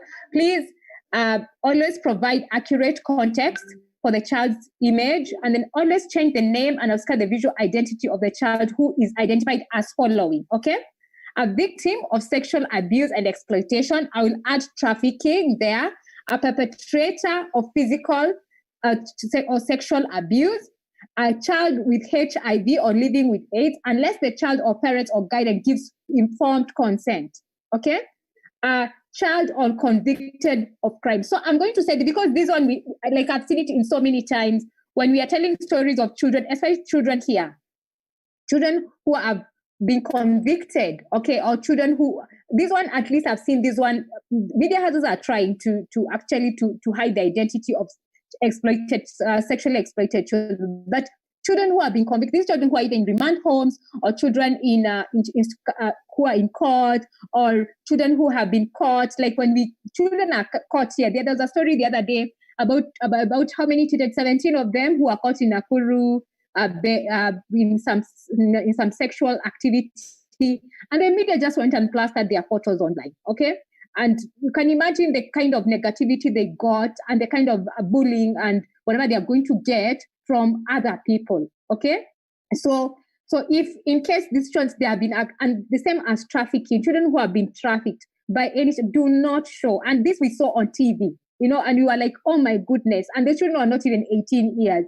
And they were on TV. Someone was interviewing them and they were saying their names. They're from Uganda. And this year they came to Kenya and they are now on the streets. Yes, they are on the street. You have to tell them the story about them being on the street. But remember, they are victims, okay? And the person who brought them to Nairobi will go back for them, okay? We will come and ask them, why did you go on TV, okay? And that's putting them in danger and harm, okay? And then remember, there are other traffickers. Apart from the trafficker who brought them in Nairobi, there are traffickers in Nairobi, across Nairobi, who are looking for people to get trafficked. So they go to that corner in Isili and want to exploit them further, okay?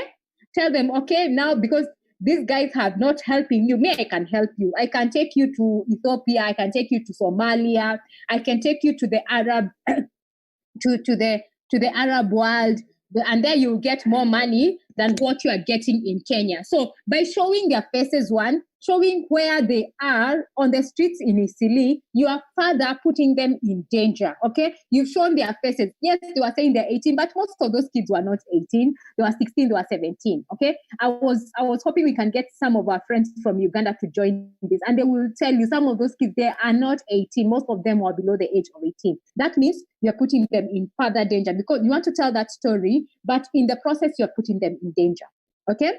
In circumstances of risk, of potential risk, this is what I'm saying, and to change the name and obscure the visual identity of any child who is identified as a current or former of child combat, okay? An asylum seeker, a refugee, or an internally displaced person. This is what I'm saying, children who have been trafficked. So in your process, in your telling your story, okay, do not show the identity of the child, okay? Do not in any way show the identity, because you're putting them in more danger, okay? I'm going to go further. Do no harm, avoid questions, okay? Attitudes, comments that are judgmental, insensitive to cultural values, that places a child in danger or exposes a child to humiliation, or that can reactivate the pain of trauma. Okay? The common question I've had is, so how did you feel when they were raping you? Or what was the feeling that when they were putting you in that bus, how did you feel? Can you imagine you are telling a child to start recalling how they felt when they are being trafficked? You know, you imagine you when you are being trafficked, the feeling of being separated from your family, there's feeling of uncertainty, where you've been taken. That whole feeling come back, and that's why they break down and they start crying, because that you don't re-traumatizing, you're re-traumatizing them by asking some of these questions. Okay, so but as much as you want to tell that story, avoid it, because it's going to re-traumatize that child. Okay. Do not discriminate in choosing a child into interview because of their sex, race, age, religion, status, education, background, or physical abuse, or physical abilities. Okay, don't say I can only talk to light skin. Oh, but light skin, they don't look kama wamechapwa, like or like they have troubles. So I can't tell stories. I will not tell stories of light skin because they look as if they are well off. But you'll be shocked. Maybe the light skin is the one who is in danger. Okay, and you want to choose children who look darker and they look the more trouble. Okay, and the status, children who you just want to go tell stories of children in Kibera. You don't want to tell children in Modaiga. Okay, do you know there are children who are trafficked and they live in Modaiga? There are children who are trafficked, they live in Runda. Okay. Have you gone to tell those stories of children who have been sexually abused, but they are in Runda? But because the media is so focused in telling Madare, Kibera, Kawangware stories, they don't tell stories like that. Okay? Okay? They are very educated, but they are being abused. Okay? So that for me is a challenge to you. Look for stories in Runda, Modaiga, of children who have been trafficked, children who have been sexually exploited, children who are being abused. Especially right now with online, a lot of children are being exploited online, and which children have access to gadgets, middle and high income. And someone tells them, oh, you look nice, and you find their nudes all over, okay, all over online. They didn't know they are being discriminated, but because we are focusing so much on telling stories in Kibera, we forget that these children are also being exploited and they live in Runda. Okay, no staging. Do not act. Don't tell a child, oh, pause, oh, cry, oh, do this. No, don't stage. Let it come naturally to the child. Do not try to stage. Do not try to discriminate this child. Okay. Ensure that the child or guardian knows that you are talking to a reporter. It's very important. Written consent, not verbal. Written. Okay, and if it's verbal, it should be recorded on camera, saying that I have given consent to my child to speak to this reporter or this media house on this particular date, on this particular topic. Okay, let it be written or recorded, so that you have evidence showing that you have been given consent to interview this particular child. Okay, explain the purpose of the interview and what is intended for. Okay, don't say, probably you want to tell a story about trafficking. Don't tell them you want to tell them story about BBI. Just be honest. I'm going to tell a story about trafficking. And then don't ask that child issues to do with BBI. Just stick to trafficking, okay? Or I said that's consent. I'm going to skip that. Pay attention on where and how the child is being interviewed. Limit the number of interviewers, photographers. Try to certain that the child is comfortable and able to tell their story without outside pressure. So this is where I challenge journalists, okay? So if a child does not feel comfortable speaking in front of many people, when you're going to do a story, you go with a crew, lighting, with sound, camera, maybe 3 angles, 3 cameras from all different angles. The person who is going, so that those are like 5 people. Okay, and the child is not coming. Maybe the child wants to talk to only one person, the person who is doing the interview. Are you able to get more creative instead of having the camera person or the sound guy or the lighting person? Set it up and let those guys leave, okay? So that you are left, you and the child alone. So the child is more comfortable speaking to one person. You know, it's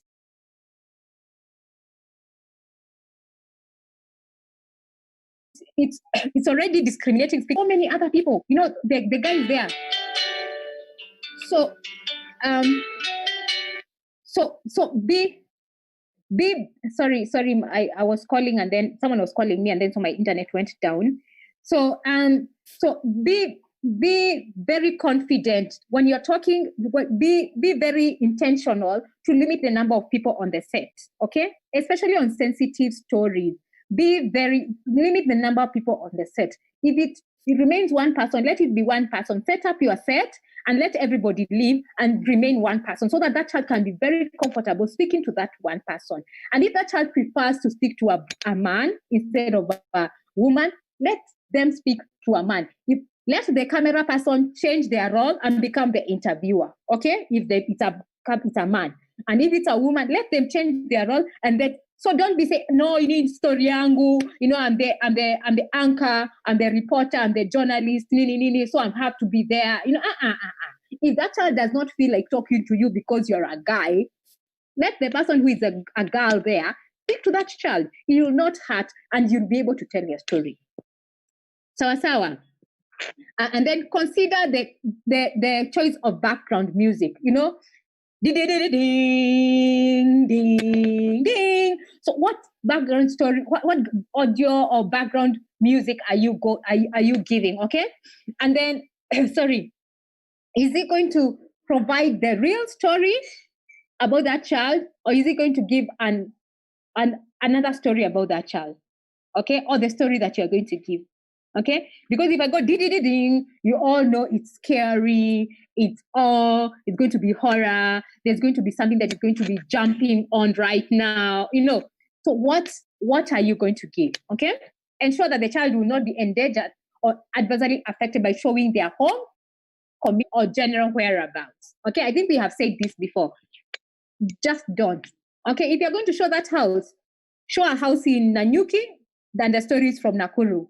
But don't show the house of that child, because you're going to be putting them in more danger. Okay?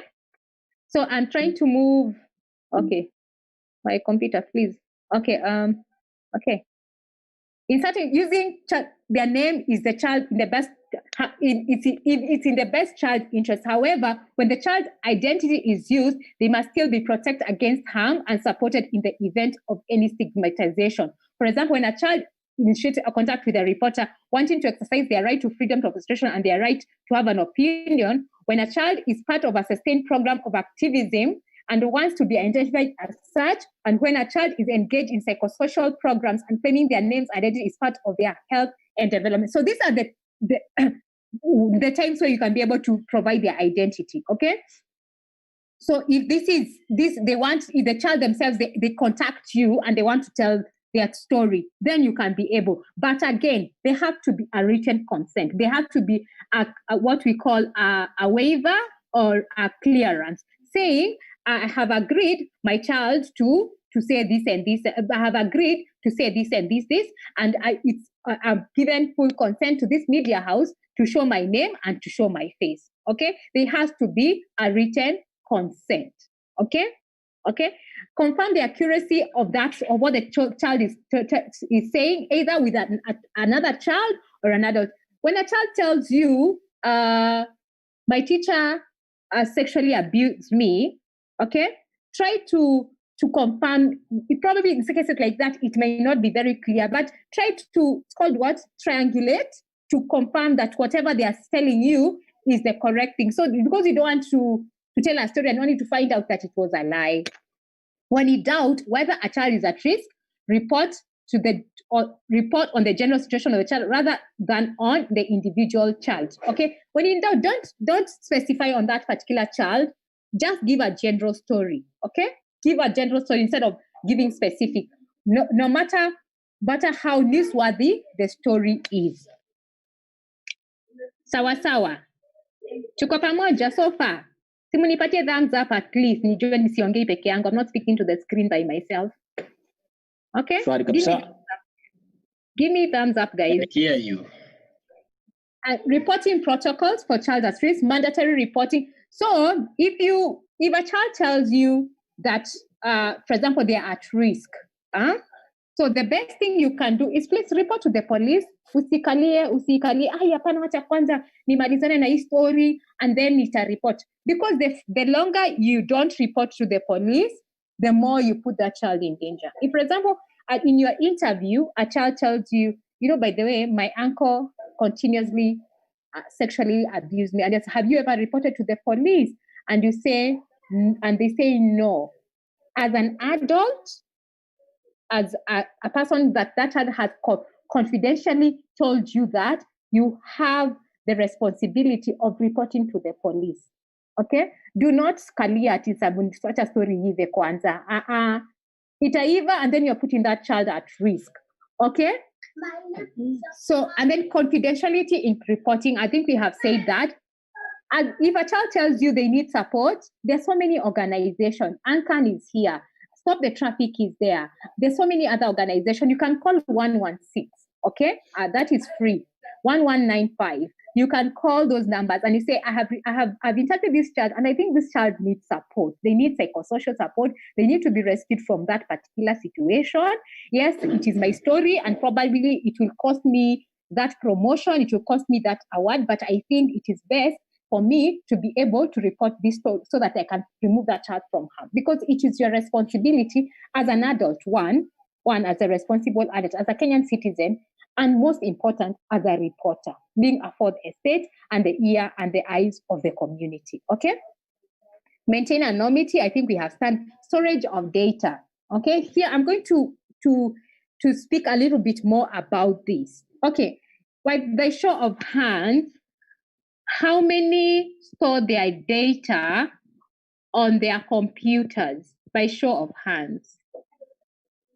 I can't see guys, by the way. I don't know where you guys are.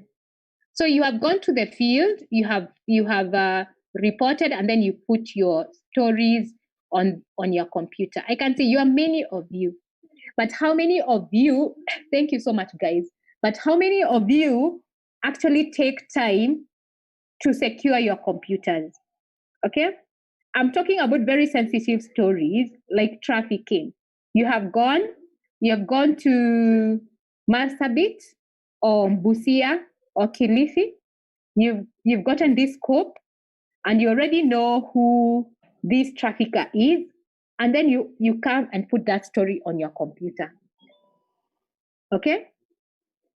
What safeguarding measures have you taken to secure that data, that nobody has access to that data? Okay? You have interviewed this child and they have told you some gruesome story, okay? And you have not edited that story yet, okay? You have not blurred, okay? You have not done anything, and you've just come and stored it, okay?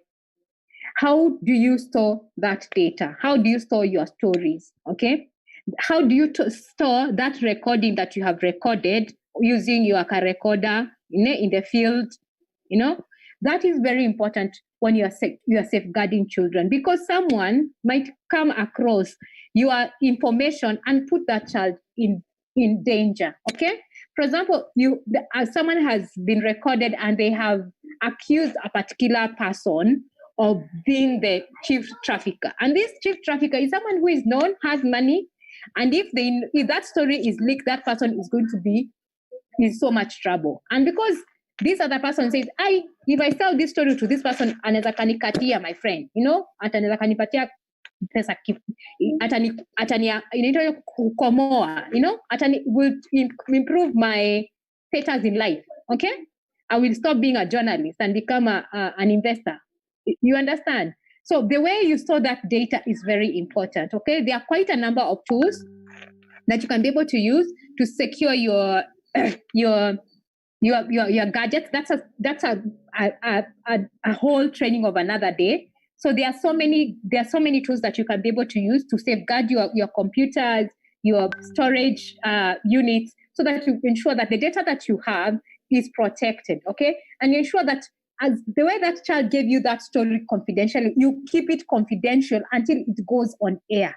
okay, without confidential, without giving a third party, okay? As much as you want to share it with your editor or your producer, how are you safeguarding? Have you told them, actually, so much as I'm sharing this story, I'm sharing but there's so much confidentiality that needs to be taken care of as as you're saying this.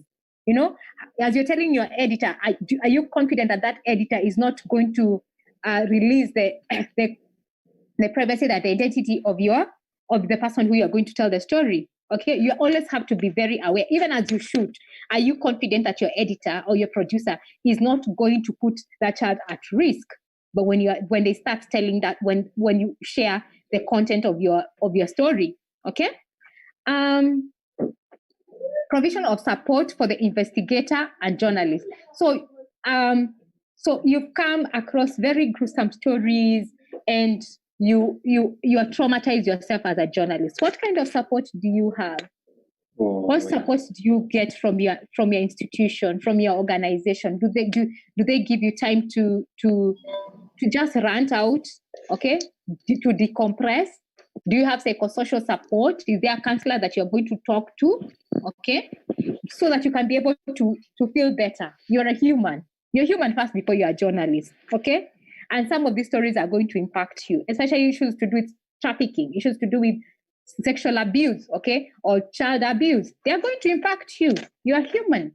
So what support do you have at your media house? Okay, those are questions, and probably if you can anonymously answer me on the chat, and probably we can look at it later, and probably something we can talk with the editors next time we are having a meeting with them. Okay. Okay, ethics of reporting. We have done this so many times. I think I'm just going to run through this. Accuracy and fact-based reporting. Avoid malicious lies, fake news, and verified information. Okay, don't see something on Twitter and post it and say, oh yeah, it was said on Twitter. Verify it. Don't just tell a story. Okay, independence. Act according to your own conscience. Okay, do not peddle migration propaganda. Okay, don't say I want to quote these people are the ones who bomb us. Okay, don't do that. Okay, impartiality. Remember to tell all stories, all sides of the stories. In particular, give voice to the victims and survivors of trauma, of trafficking, as well as reflecting the legitimate concerns of people living in host countries. There are those ones who are in this country. Tell both stories. Okay, don't call them names. Humanity, journalism should do no harm. Show compassion in your reporting. Point towards solutions to the physical, emotional crisis that trafficked person endure. Don't tell us, so what? Okay? So they are in Italy, sleeping on the ground. Okay, so what? What are the solutions? What are you calling upon the government to do? What is the so what? Okay? Accountability and trust. Be responsible to act for your work, correct errors, and always disclose who you are and be open to your methods. Okay? Understand public policy on trafficking. That's why Dorcas started by giving you the legal and policy framework of trafficking. Examine this one. Monitor countries, both destination countries of origin. Establish good working relationship with groups working to combat trafficking. That's why we are here. ANCAN, Stop the Traffic. There's so many other organizations. Build trust, okay? Build internal capacity, contribute to improving data collection and informal exchange on human trafficking. Develop focused campaigns on trafficking. Okay, best practices, stick to facts, be skeptical about statistics, okay? This should verify and investigate claims involving numbers. They must fact check statistics. Counter misconception about trafficking, saying that traffickers the smuggling and trafficking. Okay, most people are trafficked in the name of smuggling. Okay, follow the money. Okay, follow the money. I'll just leave it there. Okay, build hope. Always give hope. Okay, don't give bad and glamour. All things are bad. Give hope. Always ask permission to feel. Okay, avoid using sexualized images, so that you can look, like in that particular video, I saw a child who had a mini skirt and they were saying they are selling themselves. It's a child, so do not show that. Okay, you are sexualizing them for more. If there was a guy who had maybe wanted to give negative, they would go there and look for that particular guy. She looked nice in a short skirt. Okay, avoid explicit images of violence. Okay. And then good gentlemen will raise awareness of anti-trafficking through images, messages that empower rather than simplify, further exploit the victims and survivors of trafficking. I think I am done. I think that was the last one. Yes, I think I am done. And we don't have time. Okay, we have. So let me see. I think it is heavy. We do this for 3 days. So we take one of those slides per session of 1 hour, but because of COVID, we are not going to do that. But trust me, we are going to do this again. Our friends here are here, they can see. We are going to do this again. So I just want here questions, sentiments so far as we go on. Wilberforce, I see your hand up. Someone else? Judy? I see your hand up. Anybody else? Melkadi, okay, that hand, the name is a bit hard. Okay, I'll start with Judy. Questions? Hello. Yes, Judy. My name is Judy Kaberia. I've been writing stories on human trafficking and sale of body organs, harvesting of body organs. Mm-hmm. And those of us who are doing such stories, I think fellow colleagues can tell you, and sometimes I understand why, especially broadcast journalists, have to go to the extent of, becoming sensation and all that, which is quite unethical. But in the newsrooms, our stories are considered as boring, too serious, because newsrooms are so much into likes and following, and like during this COVID-19, people say, "Oh no, we don't want to hear these sad stories," or even some of them even call you activists just because you are going that extra mile to focus on underreported issues, because these are some of the issues that are quite underreported and not prioritized in the newsrooms. So how can organizations, or how can we work together, especially the journalists who are dealing with human trafficking, harvesting of body organs? How can we, bring the synergies together to be able, to advocate and prioritize it? Because people don't really understand the seriousness of this issue. When you talk about girls are being trafficked to the Middle East, or in the newsroom is always an argument first. Oh no, the adults walikuwa natafuta kazi. That's casual approach of very serious issues.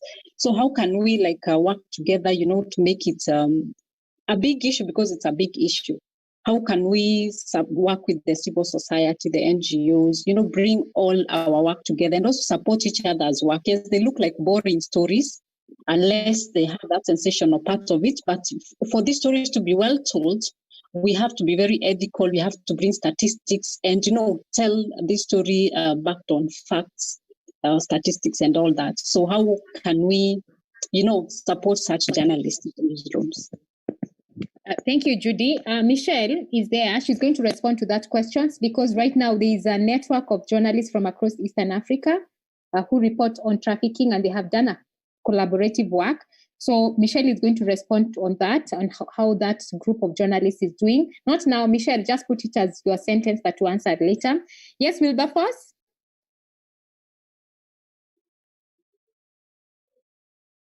Wilberforce, your hand is up. You have to unmute yourself. Hi, how are you? Are you getting me? Yes, we can get you now, yes. I can't hear you. You are breaking. You are breaking. I have unmuted already. Yeah, but you are breaking. Go on. Go on. We can hear you now. We can hear you now. Okay. You know the problem na mashinani huku internet pia inakuwa network inakuwa ni shida. Anyway, am I audible enough? Yes, you are. Okay, I just wanted to know, I'm in Busia, and in Busia sometimes it's a challenge to see how some of these girls, they cross as vendors, maybe they cross as people who are selling vegetables, who are selling some merchandise, and then they eventually find themselves in Nairobi or somewhere past Busia. is there maybe a mechanism of empowering journalists along the border to find a way how to report on such a cases, maybe? Because sometimes most of these girls, you just realize that they are in Nairobi, but when they cross the border as vendors, they cross the borders as maybe business people who are selling merchandise here and there. And then eventually when they reach in Kenya, they change up, they proceed to where they wanted to go. Mechanism in place to help journalists here in Busia to find a way reporting on such, identifying them. Ivan, you'll answer that later, not now. Gosh, your name. Melchizedek? Okay, please help me. Your name, Melchizedek, I think. It's Melchizedek. Odala, are you getting me? Yes, go ahead, Odala. Thank you. My name is Odala from Busia. And I was just finding out that if the organization is there a way the organization can have community sensitization? So these things are happening in the community. We are here discussing as journalists, but it would be good if, are you getting me? Yes, go ahead. Is there a way the organization can have community meetings and sensitization sessions in our community to highlight on the same?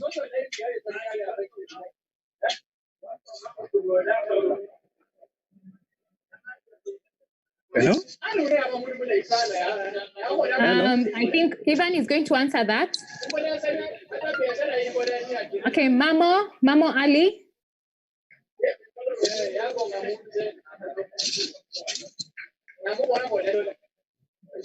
Mamo Ali.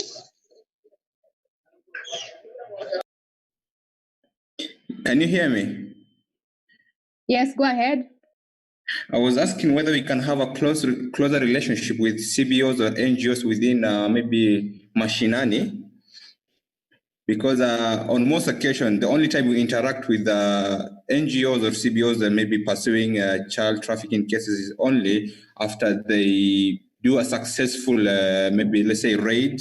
Maybe they have already recovered what they have been following for the past, let's say, months. And then it's a bit tricky for us because we are journalists and we are following so many stories. And then maybe after they have done something major or a big catch, or they have nabbed maybe let's say a trafficking ring, that's when they will call you in. And I was looking forward maybe in terms of a relationship, we need to have a, let's say not once, but a frequent maybe contact. And we will also like, maybe if we have a hotline or a contact where they will call us in anytime at any hour, because we really don't want to sit there and wait for the calls that this and this happened in this part of the country. You guys, can you come in, cover us? We don't want such scenarios. We want that for our sources, maybe some of them, we don't know them, whether they are in those grassroots areas. So we need a closer contact, maybe relationship, bettering our relationship with them. Thank you. Any more questions? So because we have very limited time, so I'm going, if you're shy talking, you can ask in the Q&A. So there's a question here by Rosa Agutu. I feel you have, Judy, it was Judy, but when it comes to sexual assault, people always say, but these teenagers nowadays look older than they really are, and they seduce us. Thank you so much, Rosa, for that comment. We really do appreciate. Any more questions? Any more questions? Okay, Michelle. Question number 1 about collaborative, putting journalists who are reporting on trafficking together. Michelle? Michelle, are you there? Yes, I'm here. So I'll start with the first by saying that you're right. The stories, it's a lot of times we end up seeing human trafficking stories covered in a very sensational way. So that's why a lot of times, like the victims' rights end up being violated because you want to get the following, you want to get people interested and invested in the story. So one point I would give is change the conversation from it being a vice that happens in the Middle East, because yes, currently a lot of media houses report human trafficking in the light of, oh yes, this is something that there's someone who wanted a job, ended up in Saudi, and then that becomes what human trafficking is known as. But it goes beyond that. It goes into what Dorcas had mentioned. Some people bring in relatives from the village into Nairobi or different urban centers and exploit them for labor. Other people in the coastal region, for example, end up that there are a lot of cases of sexual exploitation because of sex tourism and the like. So I think for you, my question to you would be, how can you change the focus based on this training and also on the data? How can you change your perspective and the reader's perspective, or the audience's perspective on human trafficking, so that they can see that, oh yes, me as an individual, I could be enabling human trafficking in my community. Am I aware about who is working in my house, or do I know how old my gardener is or my nanny is, and so on and so forth? How can I be holding my neighbors and my community accountable in this fight against human trafficking?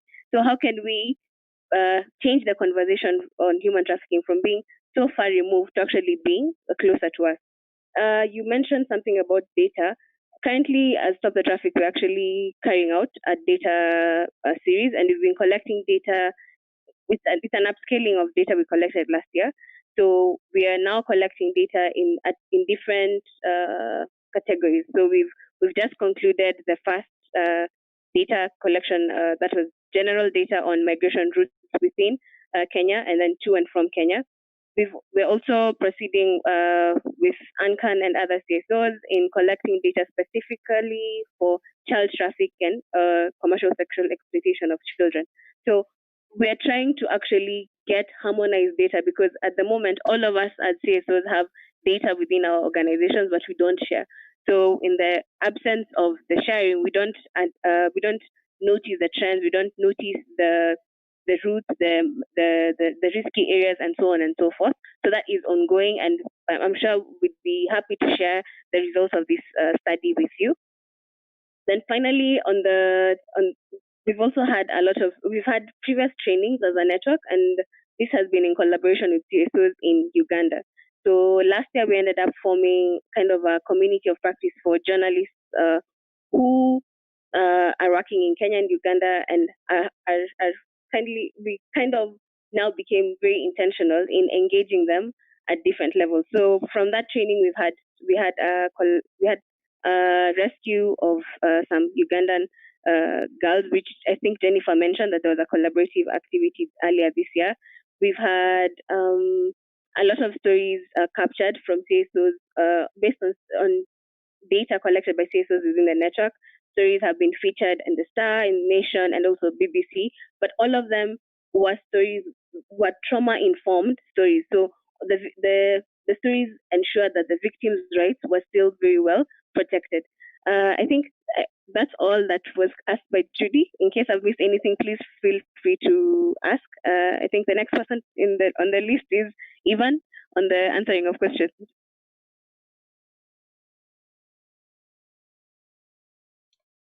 Thank you so much. I think you've done justice, Michelle, for answering the issue of synergy.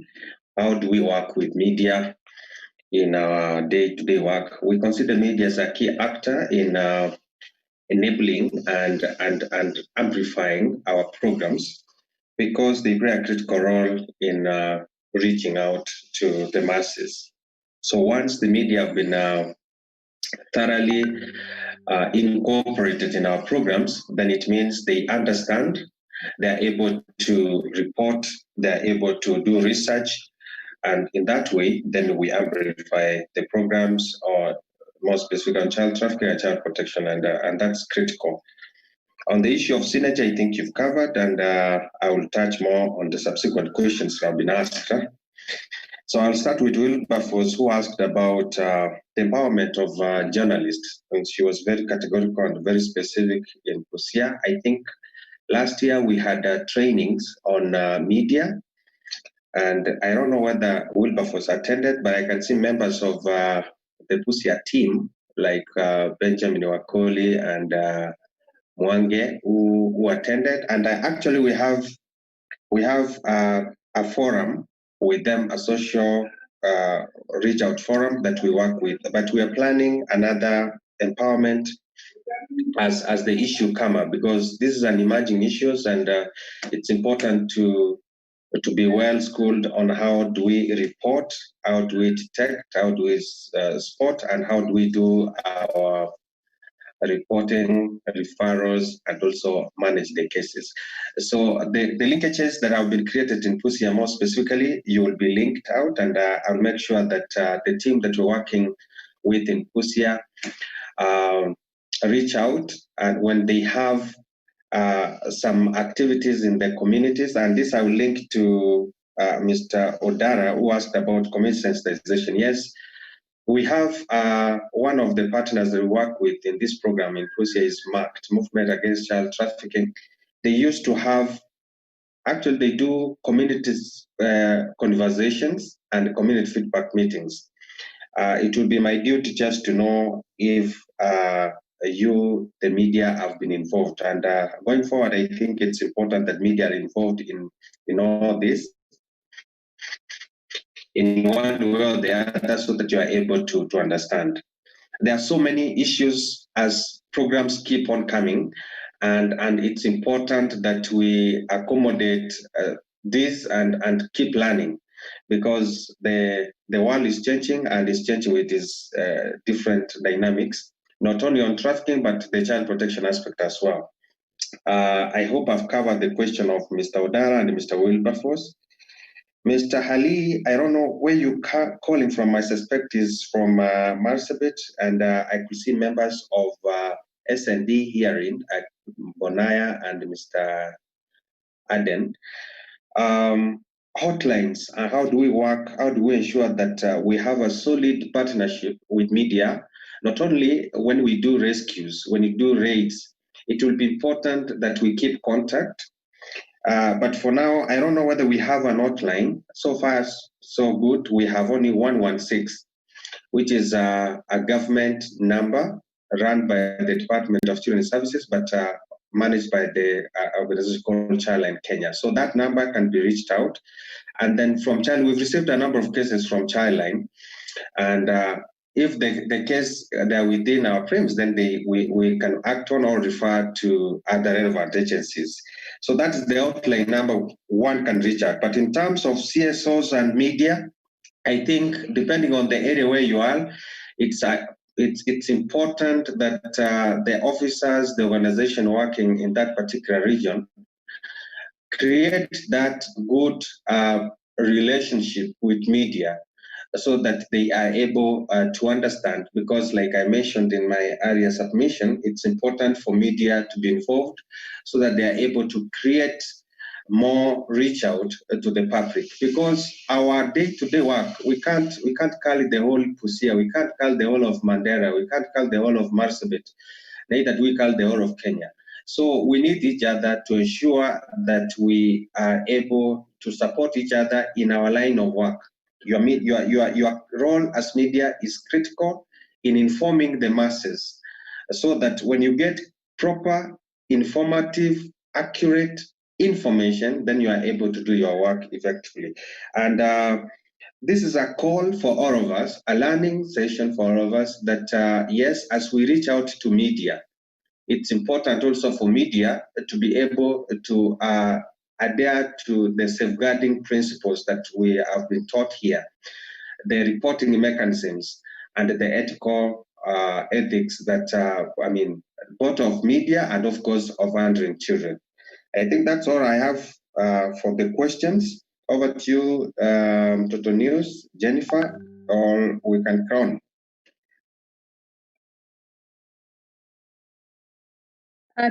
Thank you very much, everyone. I'm hoping, please, before you leave, please answer the poll, the two polls. If you missed the first one, I think I can relaunch it. This is to help us to, when you're planning the next training, to know which areas we need to focus on. So, and also I have shared a link on the chat of a survey that we are doing right now on reporting on COVID-19 on children. That's another one. That's another training that we are planning to have on how to report on pandemics, especially when it comes to children. But please do answer the poll and the survey. That the survey is on the chat. The poll is ongoing right now. It has just probably popped out on your screens. So I want to say thank you so much. Before we go on, I think closing remarks are coming from, is it Michelle and Job? Right? Giving out closing remarks. Who?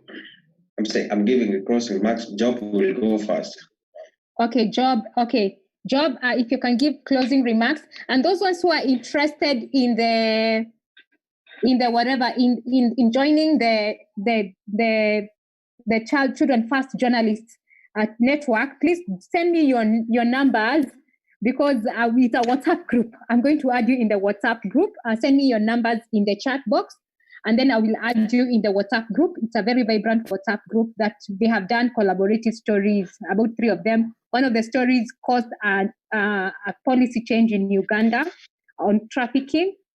So if you are interested, please send me your number, your WhatsApp number, on the chat box. And if you have my number, send me your number on my number, and then we can be able to go ahead and I can add you in the WhatsApp group. So closing remarks, we are way past time. So yes, go ahead, Evan. Before I do, I think it's good to appreciate the team, and I think I will give Job this chance to share something before I do. Thank you, Evans, and good afternoon once again, team. I think it's been a great session that we've had. I know it was condensed and very heavy. It's supposed to be 3 days, just as Jennifer mentioned. But it's good that we were able to stay on, and I must say it's very difficult to get all the attention of everybody. But from here, I think all the participants were very active. The questions were coming in, and I hope we will respond to all your questions as requested. But you can still do follow-ups again after this meeting. Maybe just to add to the data security that was talked about, it's very important and something that we really need to ensure that we take care of and listen to that, and maybe see on how do we want to enhance the data security, picking from the suggestions that Jennifer mentioned, and also adding to the already security that you have within your respective organizations or the media houses. And also talk about the stakeholder. I think Evans has mentioned it, that we are working with other partners on the ground, and I think it's very important that they keep touch, identify the key stakeholders within this project and within their environment, and engage them frequently to be able to bring everyone on board, to be able to understand what we are doing, and also be able to report on time on any event that we are talking about. Not only when an issue is identified, but also the coverage of the project activities. We should not only report on the issue that we intercepted, but also the program that we are running around. And I think finally, maybe just to comment on the training that we've talked about, Evans, I think we can pick that and look at how do you want to support the border training for the journalists. A recap or a refresher for them. I know we did this last year, but something you can also pick with them, both Moyale and Busia, so that you can see how you can do a refresher for them before time goes far. And one comment that I would also want to give, I've watched, and I think we've watched a number of series that have been aired within the spaces that we are in, but there are some things that are very key that some, I don't know, it's ignored. Within this space, we work with different partners and stakeholders, both from CSOs, government, and private sector. So when you want to bring out a documentary or a feature that talks about child trafficking, then you wholesomely not interview any government official, like the Department of Children Services, for example, who work closely with the issue of children. Then that goes to air. I think sometimes we always sit back and chat amongst ourselves and ask them, how does even this pass through an editor, it pass through until it goes to air without even getting second opinion from the government line ministers who are involved with issues of children. So mine is to call upon all of us that before we let a feature goes on air, have we all gotten solutions or opinions from this other government? Sometimes we feel they are rushed, and they're very synonymous with some of the features that we've seen. They're rushed out to be aired. You wonder then what is the role of this other government official? So it's very good that we be cognizant of some of the stakeholders and the prime stakeholders. The primary responsibility of protecting children lies with the government. So I think we need to also to identify that. Otherwise, I think I want to wish you all the best and thank you for having time to participate in this. Over to you, Evans. Many thanks, Job. Mine is to thank all the participants. Clearly, I recognize from Mombasa, I could see Paul from the team from Mandera. Actually, they asked to be recused from this meeting because they have Friday prayers, rightfully so they left. The team from the program, my colleagues, Immaculate, Dorcas, Bernard, I really appreciate the work that we have done to this far. Jennifer Mtoto News, thank you for hosting us and taking us through. I feel also that we need a more another meeting, more specifically to address most direct and straight issues from where you are. For Busia team, I think your points are noted. It's important that we revisit the issues raised, and as well as Moyare, and we will do a caucus with Job and see how best we can look forward to enlighten, more specifically, the media guild. How do we reach it out to them? Because when information or details of children are published or aired, it's important also to look at those people who do the editing. The media fraternity, we are more impressed for the work you're doing. We'll be reaching out to you more specifically the areas where we work, but also nationally in forums like this so that you are all invited. I know Busia team, they have a WhatsApp forum, which is vibrant. We need to be more aggressive. I know guys like Wilberforce, Odara, and Wakori are doing a fantastic job. When we listen to the cases that you keep on. During this time of COVID, I think it's important that we go out our way and see how can we report the impact of COVID to children, to trafficking, to child protection in general. And there are so many studies, researches that are proposed on issues of children and COVID. I think it's important that even as media, we don't miss out on that. On behalf of ANCAN, I think, and our partners in the ground, SND, who are implementing this program in Mandera and Marsabit. On behalf of MACT, I could see members of MACT inside here, Kinaoletele. I really appreciate Boniface for your time. The Department of Children's Services, I saw Daniel Kamau is here in. We really appreciate the kind of and good work you're doing, even protecting our children when they are rescued in the shelters. Many thanks indeed, everyone, for turning up. Until next time, it is a pleasure just having you, and thanks many indeed for your contribution. We wish you a very good weekend, good Friday, and until next time, we'll reach out. Many thanks indeed, and I think that's all from my end. And bye-bye. Again, I want to say thank you so much for joining us. And if you're probably watching this maybe later and you have questions, don't hesitate. Put the questions on the chat box on the either on YouTube or on Facebook, and we'll try to get back to you. And as I promised to the Beck and all the forums that I belong to for journalists and media people, this is not the last one. This is the first one. And over the next 3 months, you're going to hold on different topics on how to report on different things. And our work is to empower you guys to tell the stories of children from an informed position. Thank you. I've seen all your messages who are sending me messages on my WhatsApp. Oh, I appreciate. Thank you so much. Thank you.